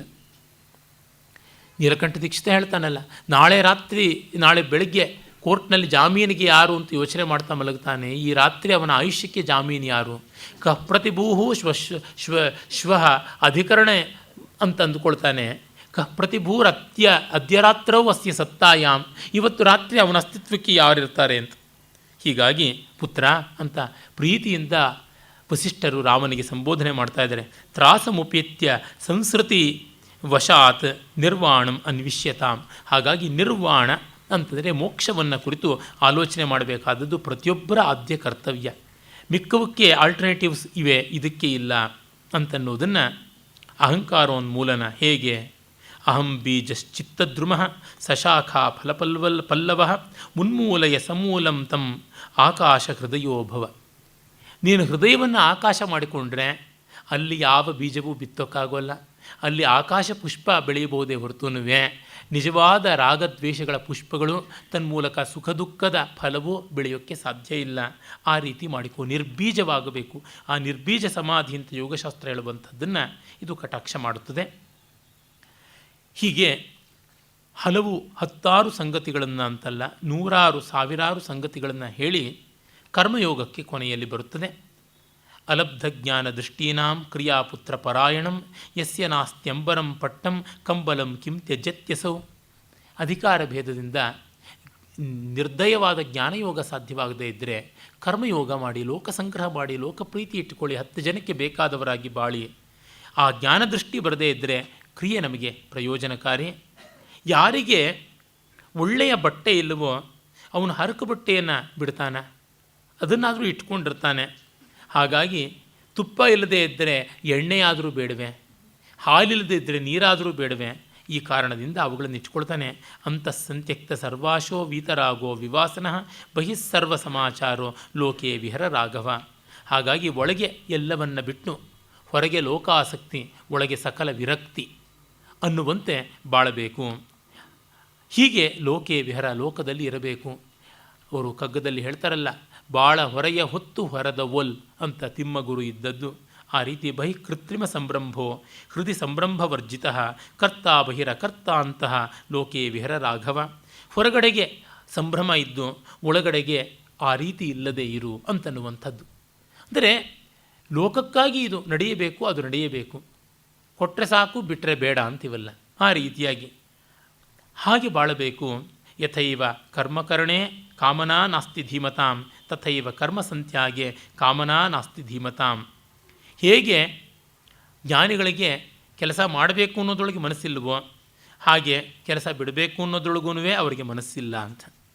ಅಂದರೆ ಅವರದನ್ನು ಕರ್ಮಯೋಗ ರೂಪವಾಗಿ ಮಾಡ್ತಲೇ ಇರ್ತಾರೆ. ಅದನ್ನು ಲೋಕಸಂಗ್ರಹ ಅಂತಾರೆ. ಜ್ಞಾನಿಯ ಕರ್ಮವನ್ನು ಲೋಕಸಂಗ್ರಹ ಅಂತ, ಲೋಕಕ್ಕೆ ಹಿತಕಾರಕವಾದದ್ದು ಅಂತನ್ನುವಂಥದ್ದು. ಹೀಗೆ ಯೋಗ ವಾಸಿಷ್ಠ ಕಟ್ಟಕಡೆಯಲ್ಲಿ ತಾನು ಹೇಳಬೇಕಾದದ್ದನ್ನು ಬಹಳ ಚೆನ್ನಾಗಿ ಹೇಳಿ ಮುಗಿಸುತ್ತದೆ. ಮುಕ್ತಿರೇಶೋಚ್ಯತೆ ರಾಮ ಬ್ರಹ್ಮೈತತ್ ಸಮುದಾಹೃತಂ ನಿರ್ವಾಣಮೇತತ್ ಕಥಿತಂ ಪೂರ್ಣಾತ್ ಪೂರ್ಣತರಾಕೃತಿ. ಮುಕ್ತಿ ಅಂದರೆ, ಬ್ರಹ್ಮ ಅಂದರೆ, ನಿರ್ವಾಣ ಅಂದರೆ ಪೂರ್ಣದಿಂದ ಪೂರ್ಣಕ್ಕೆ ಹೋಗುವುದು. ನಾವು ಏನು ಮೂಲತಃ ಅದನ್ನು ಗುರುತಿಸಿಕೊಳ್ಳುವುದು. ಈ ಆತ್ಮಾಭಿಜ್ಞಾನ ಬಿಟ್ಟು ಮತ್ಯಾವುದೂ ಅಲ್ಲ ಅಂತ. ಇದು ಬಹಳ ಸರಳವಾಗಿ ಒಂದೇ ಮಾತಿನಲ್ಲಿ ಹೇಳಬಹುದಾದ ಯೋಗ ವಾಸಿಷ್ಠದ ಸಾರ. ನಮಸ್ಕಾರ.